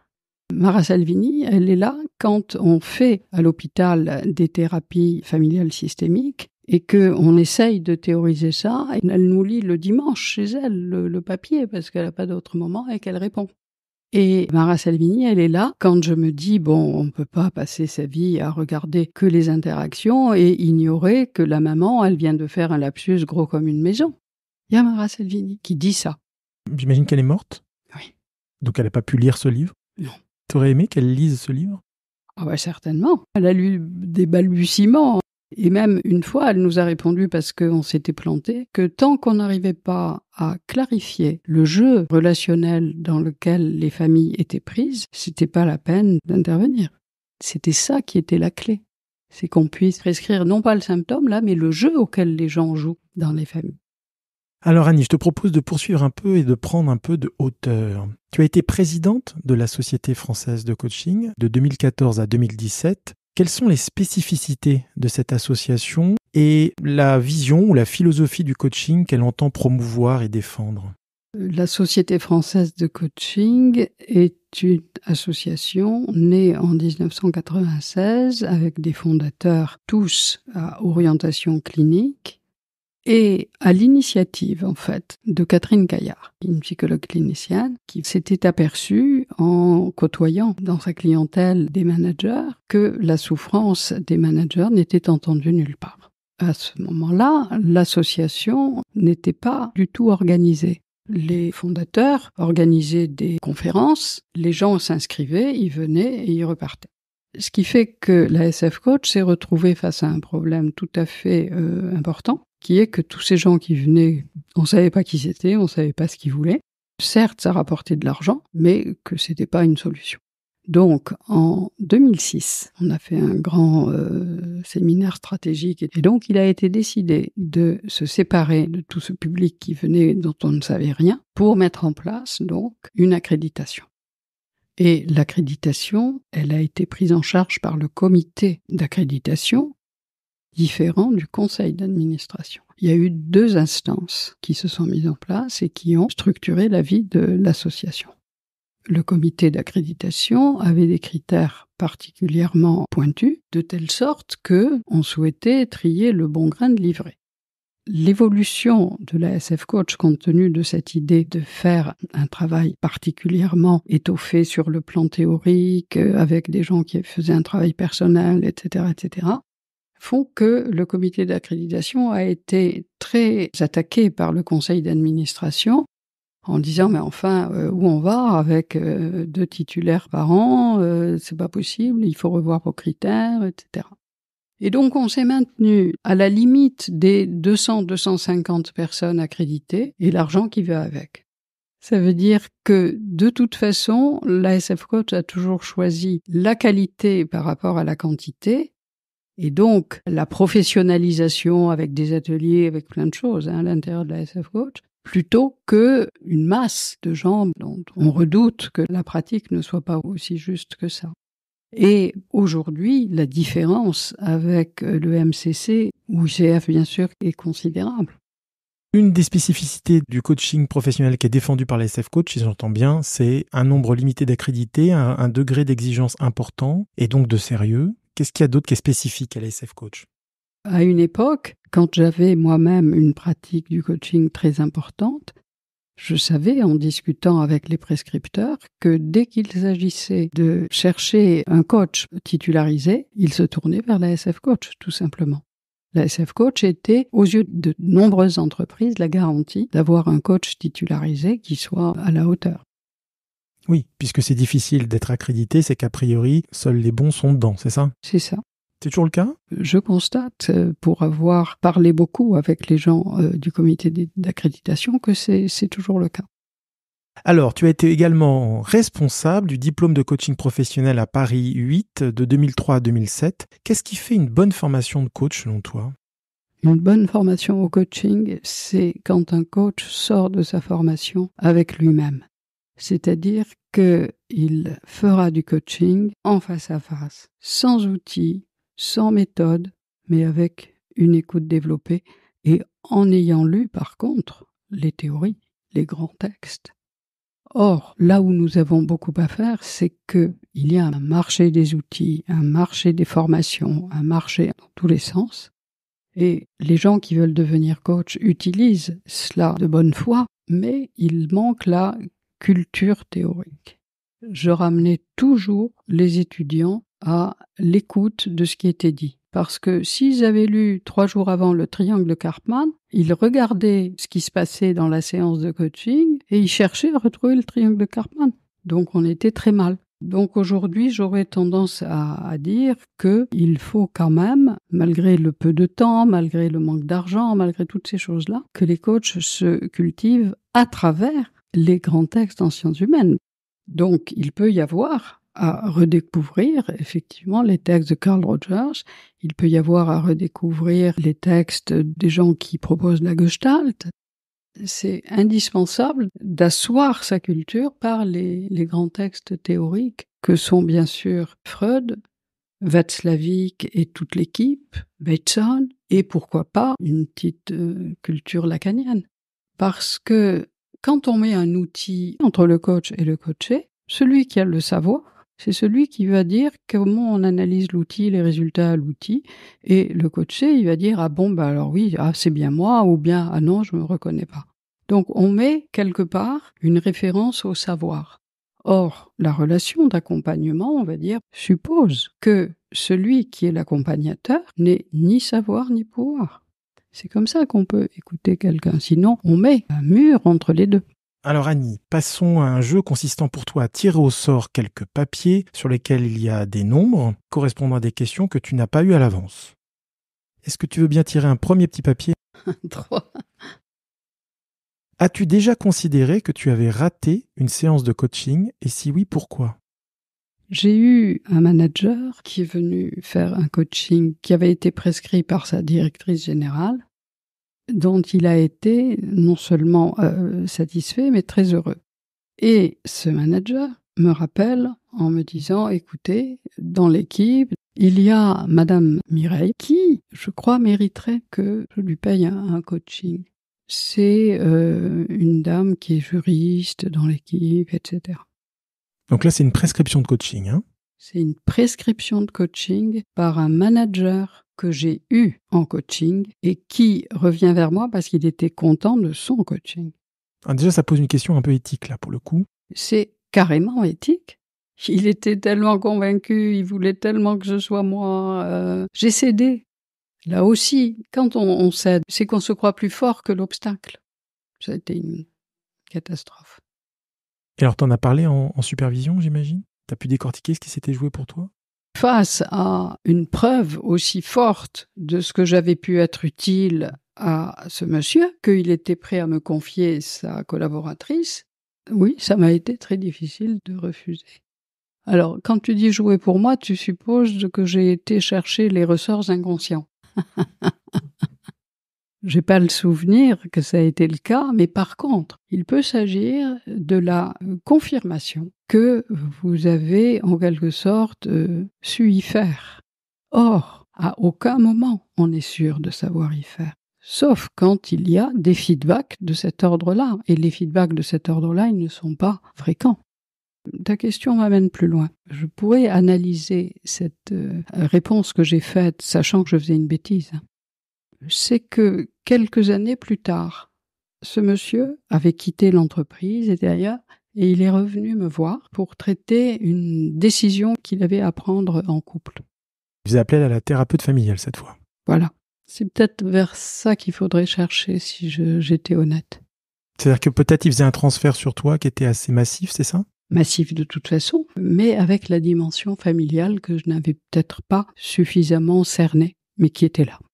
En tout cas, ce que ça dit aussi en sous-jacent pour les auditeurs, c'est que lorsqu'un client vous fait des feedbacks pour obtenir quelque chose de vous qui n'est pas en droit d'obtenir d'habitude, ne baissez pas la garde et courez vers votre superviseur pour en parler. Mais il faut dire non, déjà. Oui, mais si c'est pas possible, ça l'a pas été pour toi, donc ça peut ne pas l'être pour les auditeurs. Mais en tout cas, à minima en parler, supervision pour essayer de mettre de la clarté et pouvoir poser le nom et la limite qu'il faut, quoi. Oui, poser le nom, tu as raison, parce que s'il y a un travail avec le superviseur, on peut répondre non de façon plus tranquille. Il y a quelque chose de partagé dans la décision du non. Mais bon, ce qui m'étonne, c'est que j'ai toujours eu des superviseurs et que je me souviens pas de la séance de supervision qui correspond. Enfin, c'est il y a quelques années, ça, ou quelques décennies. Oui. Alors, une autre question. 26. C'est quoi la fonction du silence dans le coaching ? Seul le silence dans la relation avec l'autre, mais le silence en soi-même, peut permettre d'entendre ce qui est dit et attendre la suite du discours. Le silence a de l'importance, en tout cas au début de la séance, pour pouvoir être justement bien aligné, comme on dit maintenant, dans une disponibilité d'écoute inconditionnelle. Et pourtant, il y a beaucoup de coachs juniors qui stressent quand il y a du silence dans les séances de coaching et qui vont s'évertuer à multiplier les questions pour meubler. Sans doute. Ceux qui sont devenus coachs en ayant déjà fait un métier comme thérapeute ou comme éventuellement même manager ne sont pas impressionnés par le silence autant qu'un jeune qui débarque, si je peux dire, alors que son métier d'avant, c'était, je sais pas moi, expert comptable. Donc il faut être capable d'accueillir le silence et de ne pas en avoir peur, de l'apprivoiser d'une certaine manière. De l'intégrer, de l'intérioriser, absolument. Le silence pour le jeune coach est gênant parce que celui qui est en face, le coaché, est là pour dire les choses comme elles sont. Et ce dont le coaché a le plus peur, c'est qu'on le laisse aller tout seul comme un grand vers ce qu'il a envie de dire. Le silence en fait partie. C'est la manière de dire « je vous écoute et je n'ai rien moi à dire tant que vous ne dites rien ». Donc il faut penser que le silence peut impressionner, mais il faut penser aussi que si ça impressionne, c'est que le coaché qui est en face, il en a aussi peur. Parce que liberté lui est donnée d'aller vers ce qu'il a envie de dire. Et que c'est indispensable pour que justement émerge dans la séance qui doit. Tout à fait. Tu veux bien tirer un autre petit papier ? 13. Alors quels sont les prérequis pour devenir un bon coach et les qualités à développer selon toi ? Une première chose quand même, avant sa capacité à soutenir le silence. Mais ça en fait partie. Ça en fait partie, bien sûr. Ce serait d'être intérieurement sûr de soi, qu'il y ait quelque chose qui fasse dire à la personne qui a envie d'être coach, je me sens en sécurité et donc si je suis en sécurité, je peux aussi dégager pour l'autre un sentiment de sécurité. Ce qui sous-entend quand même d'avoir fait un travail sur soi la plupart du temps quand même. Ce serait mieux. C'est pas indispensable selon toi ? Si tu t'intéresses au coaching d'affaires et que les chefs d'entreprise cherchent une stratégie pour acquérir plus de clients dans tel domaine plutôt que tel autre, on peut supposer que ça n'est pas utile. De faire une thérapie, tu veux dire, en parallèle ? Oui. Maintenant, c'est sûr que c'est à recommander. Il y a quand même le transfert et les effets du transfert qui vont se mettre en place et qui peuvent être déstabilisants pour le coach comme pour le coaché. Donc, à minima, être supervisé. Tout à fait. À minima, être supervisé. Et, tu as raison, être averti de ce que, quand on se place face à quelqu'un et que même cette personne vient parce qu'elle demande quelque chose, à aucun moment on ne s'autorise à en savoir plus que cette personne. Donc là, c'est rappeler la posture basse du coach. Posture basse, c'est la seule position qui permet à l'autre de comprendre ce qui va se passer. Donc ça, c'est les prérequis. Est-ce qu'il y a des choses à développer au fur et à mesure de sa pratique, selon toi ? Ça n'est jamais fini. Tu veux dire continuer à travailler sur soi, continuer à s'enrichir, à se former ? Bien sûr. Et aller de plus en plus vers ce rapport que la pratique nous impose entre la séance telle qu'elle se déroule et la théorie. Les praticiens-chercheurs, comme on dit maintenant, ce sont des gens qui savent que quand on pratique, il y a une résonance théorique et une théorie peut s'améliorer par un examen de la pratique qui est indispensable. Tu veux bien tirer un autre petit papier ? 17. Le plaisir dans le coaching, c'est quoi pour toi ? Déjà, la personne qui revient, une sorte de feedback, il faut le prendre comme ça, elle revient. Et le sentiment que je suis dans la bonne disponibilité, très concentrée, très à l'écoute, et que la personne va développer ce qu'elle a à dire en confiance. Le plaisir vient d'une séance dont je sais qu'elle s'est bien passée. Alors pour clore ce jeu, je te propose de me donner ta préférence entre les nombres 32 et 33, correspondant à des choix sonores que tu m'as indiqués en amont, mais sans savoir à quoi correspond l'un et l'autre de ces nombres. Je vais dire 33. Alors dans ce cas-là, il s'agit de lire un texte et nous allons écouter. Il s'agit du livre de Flaubert dont le titre est « Un cœur simple » et de quelques passages de l'introduction. Pendant un demi-siècle, les bourgeoises de Pont-l'Évêque envièrent à Madame Aubin sa servante Félicité. Pour 100 francs par an, elle faisait la cuisine et le ménage, cousait, lavait, repassait, savait brider un cheval, engraisser les volailles, battre le beurre, et resta fidèle à sa maîtresse, qui cependant n'était pas une personne agréable. Elle se levait dès l'aube pour ne pas manquer la messe, et travaillait jusqu'au soir sans interruption. Puis, le dîner étant fini, la vaisselle en ordre et la porte bien close, elle enfouissait la bûche sous les cendres et s'endormait devant l'âtre, son rosaire à la main. Personne, dans les marchandages, ne montrait plus d'entêtement. Économe, elle mangeait avec lenteur et recueillait du doigt sur la table les miettes de son pain, un pain de 12 livres, cuit exprès pour elle et qui durait 20 jours. Peut-être préciser que Un cœur simple est la première nouvelle de Gustave Flaubert parue dans le livre 3 contes, publié en 1877. Pourquoi ce choix, Annie ? J'ai fait ce choix avec la certitude de lire un texte littéraire de grande qualité, parce que ce que j'ai lu là, c'est dit avec tellement de délicatesse qu'on ne peut que se mettre à la place de Félicité et se dire quelle vie. Et quand on est une femme qui a pu s'émanciper, cet univers qui est décrit et qui n'est pas encore si lointain, nous permettait de mesurer le chemin accompli. Quelle chance on a d'avoir pu naître un siècle ou un siècle et demi plus tard. L'extraordinaire distance entre ce qui est décrit de sa condition et celle que les femmes peuvent avoir aujourd'hui par les luttes féministes, mais les luttes politiques aussi, pas seulement que féministes. Quelque chose qui est souvent encore un peu décrié, qui est de dire, les femmes, elles la ramènent beaucoup, est-ce que c'est bien justifié ? Voilà. Je pense que c'est justifié. C'est justifié de poursuivre le combat pour l'égalité, c'est ça ? Oui, ou la reconnaissance en tant que telle. Qu'est-ce qui pourrait être considéré comme simple chez toi ? Ce qui est simple chez moi, c'est d'aller jouer au tennis. C'est un passe-temps important ? D'autant plus important que je ne peux plus, depuis 4 mois, jouer au tennis. C'est récent, mais j'ai compris à quel point c'était important parce que j'ai très mal pris cette question donc de ne plus jouer pour des raisons, bien sûr, de santé. Mais oui, le tennis, ça m'a accompagné toute ma vie. Par quoi tu l'as remplacé aujourd'hui ? Je me suis dit, tiens, si j'apprenais à jouer aux échecs, peut-être que ça pourrait remplacer. Mais ça n'est pour l'instant qu'un début. Ok, je te propose de poursuivre en prenant encore un peu plus de hauteur. Quelle est ta perception de l'évolution du coaching en France ces dernières années ? Ma perception, j'en ai déjà un peu parlé, avec le marché qui se développe de tout ce qui est outils, cartes, photolangage, je sais plus quoi, enfin bref, il y en a des tonnes, qui amènent une certaine facilité, on va dire, pour les coachs, et qui introduit la notion de savoir et donc de pouvoir dans la relation entre le coach et le coaché.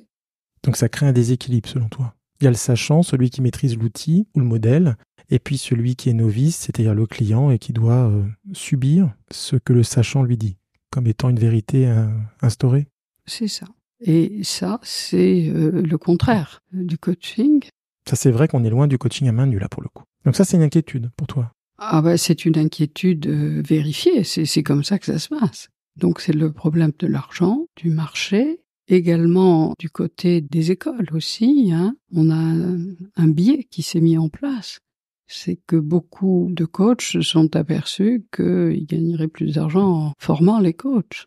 Alors je suis partagée, c'est-à-dire que d'un côté, c'est bien que les gens se forment, qu'ils entendent parler de leur propre capacité à être au bon endroit, au bon moment, qu'il découvre des œuvres considérables, qui modifient, on le disait tout à l'heure, la façon de penser. C'est bien tout ça. Et d'autre part, la crainte que j'ai, qui reste à mon avis valable, c'est que ces formations soient trop courtes. Donc comment le coach qui sort de sa formation, qui continue à se former, comment il va faire son chemin, comment il va s'y retrouver pour arriver enfin à l'autre, à celui qui vient le voir, qui est en face et qui va lui faire confiance pour quelques séances. Voilà. Comment, à travers ce foisonnement de choses qui sont vraisemblablement plus liées au commerce qu'au coaching, comment le jeune coach va arriver à l'autre et être dans cette simplicité d'écouter ce qu'on lui dit. Tu veux dire que le foisonnement d'outils, le foisonnement de formations disponibles et proposées complexifie le cheminement pour aller jusqu'au client?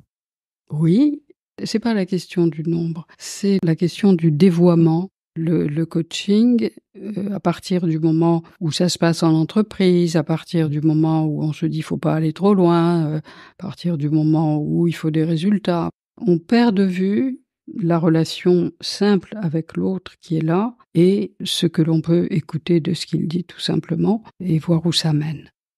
Est-ce que c'est quelque chose qui pourrait t'inquiéter par rapport à l'avenir de la pratique du coaching en France? Oui, je regrette qu'on ne soit pas plus exigeant avec le coach. Je regrette qu'il n'ait pas lui-même des exigences pour aller lire les textes de référence. C'est indispensable qu'il y ait une démarche personnelle aussi, bien sûr. Mais voilà, on lui met trop de choses entre les pattes, là, sous la main, pour oublier ce que c'est qu'au fond, la rencontre avec quelqu'un qui vous demande quelque chose. Qui vous demande de l'accompagner tout simplement. Oui, c'est ça. Quel est le rôle des coachs dans la société en pleine mutation dans laquelle nous vivons, selon toi? Elle est beaucoup plus importante que ce qu'on veut en dire, parce que justement, les entreprises se sont mises à accorder à la souffrance la possibilité d'être entendues. Ça, c'est un sacré progrès des entreprises qui est lié au développement de la position du coach. Les entreprises ont fait un énorme pas grâce aux coachs et les coachs grâce à l'entreprise, que c'est un progrès dans la civilisation actuelle d'avoir des gens de plus en plus formés et des gens de plus en plus dans les entreprises capables de se dire que la souffrance a le droit d'être entendue. C'est lié bien sûr il y a 10 ans, il y a 20 ans à la série de suicides qu'il y a eu partout. Les entreprises ont pris conscience de cela et les coachs étaient là. Cette relation-là, elle est d'une importance capitale. Il me semble qu'on ne parle plus autant de ces contaminations de suicides. Donc les coachs devraient savoir que leur métier est sérieux et qu'on ne le fait pas à coup de tests. Alors pour prendre un peu de distance avec le thème de cet épisode, je t'ai proposé de lire L'étranger d'Albert Camus, réadapté en manga par Ryota Kurumado, édité par Michel Lafon et sorti en mai 2023. Ryota Kurumado est né en 1989 et assez fan de l'écrivain prix Nobel de littérature français pour avoir déjà adapté un autre de ses romans, La Peste, en 4 tomes pendant la période Covid 2020-2021 et ça a été évidemment traduit en France. Pour ceux qui ont besoin d'une piqûre de rappel, il s'agit du procès pour meurtre d'un homme détaché de tout, comme étranger à lui-même et à la société. Les événements relatés et le manque d'expressivité du personnage principal dépeignent un portrait très triste, ainsi qu'une société en souffrance. Alors sans excuser ou expliquer son geste, Meursault livre donc un récit troublant et crie silencieusement sa détresse quasi folle. Imagé avec style et malgré un manque certain de décor, le scénario prend vie efficacement dans ce manga et offre une lecture plutôt convaincante. Alors le manga ne commence pas par le célèbre « Aujourd'hui maman est morte », mais par la scène du procès, suivie d'une série de flashbacks. En préparant l'entretien, tu m'avais partagé que, comme toute bonne lycéenne de l'époque, tu avais lu évidemment ce roman philosophique de Camus. Mais quel regard portes-tu sur ce roman philosophique en tant que professionnel de l'accompagnement? Avec tes années de pratique, est-ce que tu as une lecture différente aujourd'hui de ce roman? Tout à fait, puisque à l'époque, le roman donc de Camus était présenté comme l'apogée de l'absurde, en quelque sorte. Aujourd'hui, il est pour moi évident que Meursault était certainement, non pas dépressif, mais mélancolique. Pourquoi ? Parce qu'il a tué quelqu'un d'assez indifférencié. Et donc l'hypothèse, c'est qu'il a tué quelqu'un comme il aurait pu se suicider. Le meurtre est une sorte de suicide de l'autre. Une sorte de suicide par procuration. Quelque chose comme ça. La question qui se pose à travers ce livre et avec le recul, c'est plus la question du rapport entre suicide et meurtre, dans la mesure où on peut étendre l'hypothèse qui est qu'il y a des gens qui deviennent des meurtriers plutôt que des suicidés, et des gens qui se suicident pour ne pas tuer. Ça oblige à revoir la question des motivations également du meurtre ou du suicide. En théorie systémique, on n'hésite pas à dire que le suicide est la solution trouvée par un des membres de la famille pour pouvoir gagner la partie définitivement, au prix de sa mort. Donc on en fait un enjeu pour les vivants, si je peux dire. Et le vivant peut être capable de mettre en jeu sa propre mort pour arriver à avoir le dernier mot.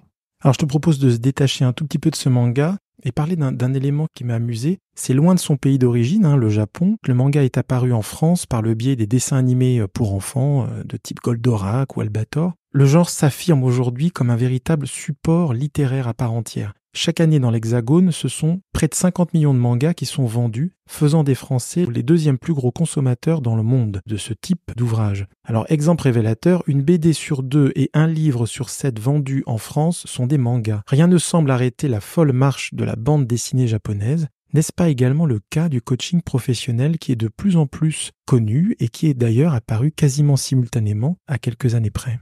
À l'époque, le Japon était glorifié en termes de management. On disait, regardez comment font les Japonais, et on apprenait le fameux modèle de la qualité. Et avec ça, j'ai simultanément en tête, concernant le Japon, la violence des suicides.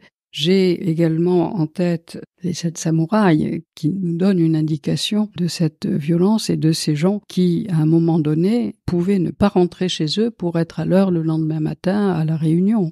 Par ailleurs, quelque chose doit m'échapper en ce qui concerne le Japon, d'autant plus qu'il y a des artistes capables non seulement de lire un livre français sur des problématiques qui sont complexes et qui s'y intéressent. Il y a aussi, et ça c'est extraordinaire, des pianistes, des violonistes qui vont venir mieux jouer Chopin ou Schubert que certains Français. Donc il y a là quelque chose qui se passe et qui m'échappe, parce que comment imaginer qu'un pianiste français aille au Japon jouer des œuvres de compositeurs japonais avec la même maestria? Donc c'est plutôt un questionnement que j'ai. Et par rapport au parallèle que je faisais entre l'apparition et la généralisation des mangas en France et l'apparition et la généralisation, en tout cas la démocratisation, l'accès plus simple au coaching professionnel, même si c'est pas tout à fait vrai puisque ça reste quand même payant, donc c'est l'entreprise qui paye et c'est pas pour tous les collaborateurs, mais c'est plus connu aujourd'hui que ça ne l'a été il y a quelques décennies. Est-ce que tu penses que c'est une bonne chose qu'il y ait cette généralisation, en tout cas cette meilleure connaissance de ce que peut apporter le coaching professionnel? Je reprends un peu ce que je disais tout à l'heure, ça marque un progrès social et même de civilisation, parce que ça va dans le sens d'un rapprochement, ça va dans le sens d'une meilleure compréhension, ça va dans le sens d'une écoute de la souffrance, ça va dans le sens de tout ce qui peut éviter aux êtres humains les malentendus et les conflits. Donc oui, 100 fois oui. Maintenant, il faut que les coachs soient à la hauteur de leur réputation liée au fait que les entreprises ont compris qu'elles pouvaient faire appel aux coachs. Donc il y a une attente, donc il faut être à la hauteur. Alors ces versions nippones de la peste ou de l'étranger sont passées sous la loupe des ayants droit évidemment. Les ayants droit attentifs à l'héritage de l'écrivain français mort en 1960 à 46 ans, donc il était très très jeune. Et qu'un Japonais se soit emparé de ce classique français montre qu'on n'a pas beaucoup à faire pour que l'œuvre vive. Camus vit par lui-même et de par le monde, explique sa petite fille Elisabeth Maisondieu Camus. Nous sommes de plus en plus sollicités. Le faire vivre consiste à examiner la possibilité d'adaptation. Ce manga, mais je pense aussi à des pièces de théâtre, des œuvres audiovisuelles. On essaie d'être ouverte en laissant leur voix à d'autres auteurs, détaille-t-elle. Donc la question que j'ai, c'est faut-il adapter pour rendre accessible? Le parallèle vis-à-vis du coaching est possible, c'est-à-dire est-ce que l'adaptation de la pratique de coaching via ce que peuvent en faire des plateformes de coaching, est-ce que selon toi, ça va dans le bon sens ? La question de l'adaptation des livres, que ce soit au cinéma, en bande dessinée ou autre, tout ce qui va dans le sens d'une plus grande connaissance ou d'un accès à la connaissance de plus en plus grand, c'est essentiel, c'est crucial, et il faut ne pas se priver de tous les moyens que l'on peut avoir pour mettre la connaissance à la portée de tous. Alors ça, je savais que tu serais d'accord. C'est pour la suite, ça m'intéresse. Annie. C'est une question difficile. Tout ce qui contribue à faire évoluer la connaissance, l'instruction, la libéralisation de la parole, tout cela c'est bien.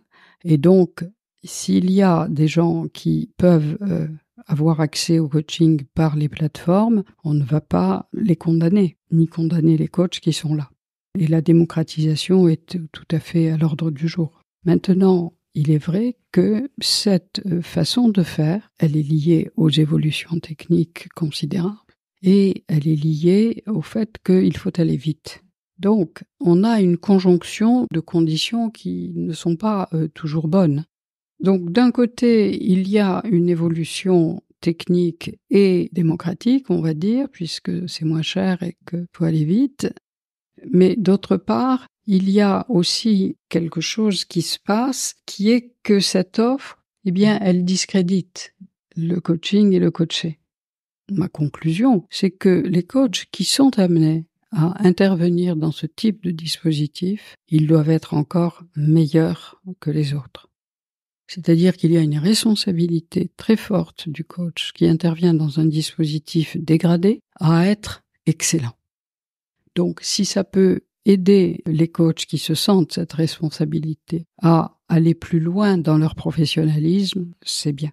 Jusqu'où on peut aller dans son professionnalisme avec un cadre aussi spécifique, aussi refermé et aussi lié aux critères de l'argent, la question se pose. Maintenant, si les coachs qui sont aussi formés en grand nombre et qui doivent travailler et qui rentrent dans ce processus, si ça les amène à devenir de bons coachs et d'avoir une conscience encore plus aiguisée de l'éthique, c'est encore bien. Donc ça veut dire que ça pourrait être une transition pour certains en tout cas. Oui. Un moyen de pratiquer dans un cadre contraignant et dégradé, mais qui leur permet quand même d'avoir une pratique. Et de prendre la mesure de la nécessité d'être encore meilleur, puisque la responsabilité est forte. Tous les moyens ne sont pas mis comme les entreprises peuvent mettre les moyens dans des coachings classiques. Il faut travailler avec le risque d'être en dessous de la moyenne. Ok, alors à présent, Annie, je te propose d'écouter un extrait du morceau musical que tu as choisi pour incarner symboliquement le thème de cet épisode, donc la correspondance entre l'approche psychanalytique et l'approche systémique. Et nous en parlerons juste après.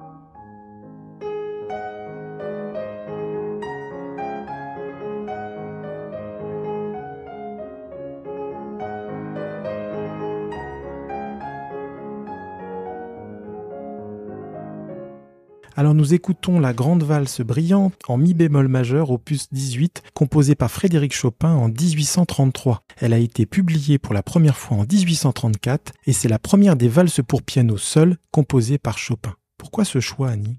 Cette valse, mon père avait pris l'habitude de nous la jouer, à mon frère et moi, quand nous étions enfants à l'école primaire, plutôt que de nous réveiller par un geste de la main ou par un réveil matin. Donc tous les matins, on avait droit à un extrait de cette valse, ou d'autres valses d'ailleurs, mais celle-là, il l'aimait particulièrement. Voilà, donc ça fait partie des souvenirs émerveillés de l'enfance et de la relation à mon père. Et ça me permet de dire quelque chose qui est important à mes yeux et aux yeux de toute ma famille, peut-être plus à mes yeux qu'à d'autres, que j'avais un père certes excellent pianiste et qui avait pendant ses études monté un petit orchestre de jazz, enfin bref, très touché par la musique, et que ça va de pair avec son attitude pendant la guerre d'Algérie. Donc je suis née à Oran, mes parents étaient eux-mêmes déjà nés en Algérie, c'était mes grands-parents qui avaient immigré. Et étant née en 50, la guerre d'Algérie étant datée de 54 à 62, mon père avait pris des positions tout à fait progressistes, disant qu'on n'était pas chez nous, qu'il allait falloir certainement penser à partir. Et ces positions étant connues, il a été harcelé par l'OAS, l'organisation de l'armée secrète, qui luttait pour l'Algérie française.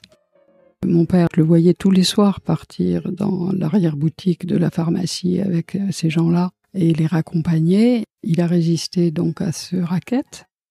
Et nous avons su par un autre ami que la pharmacie avait failli être plastiquée. Donc il a tenu bon dans des circonstances qui étaient dangereuses. Également, donc, dans ce même esprit, il a acheté en France avec maman, parce que maman travaillait aussi, elle était elle-même pharmacienne. Ils ont acheté en France 2 appartements à Marseille. Cela a permis, au moment donc de l'exode des Français d'Algérie en 62, après les accords d'Évian, cela a permis non seulement qu'il loge sa famille, mais qu'il loge les amis. Et pendant une année, on était 15 dans cet appartement, dans ces 2 appartements. Et une fois que chacun avait trouvé son chemin, l'autre appartement était pour sa mère. Voilà, c'était un hommage que je voulais rendre à mon père.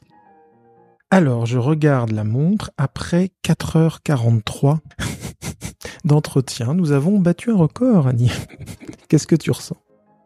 D'abord, une grande satisfaction parce que j'ai été amenée à dire beaucoup de choses grâce à tes questions. Mais c'est vrai que c'est un exercice qui permet de se rendre compte de ce à quoi on n'a jamais pensé. Par les questions et par les associations d'idées que cela a produit chez toi. Et donc, je te remercie de cette excellente manière de conduire l'entretien. Alors, avant de clore cette interview, je vais rappeler les titres des livres dont nous avons parlé dans cet épisode. Correspondance entre psychanalyse et théorie systémique clinique de l'inconscient dans les systèmes familiaux et managériaux, sorti aux éditions L'Harmattan en janvier 2023.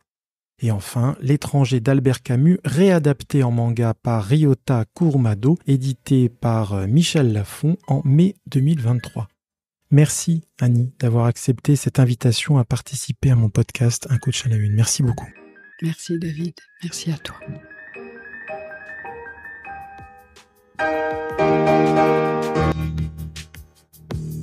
Un coach à la une. Merci de votre écoute. Découvrez nos 2 séries de podcasts intitulées Un coach à la une et Parcours de coach sur le site www.lemediadescoachs.com.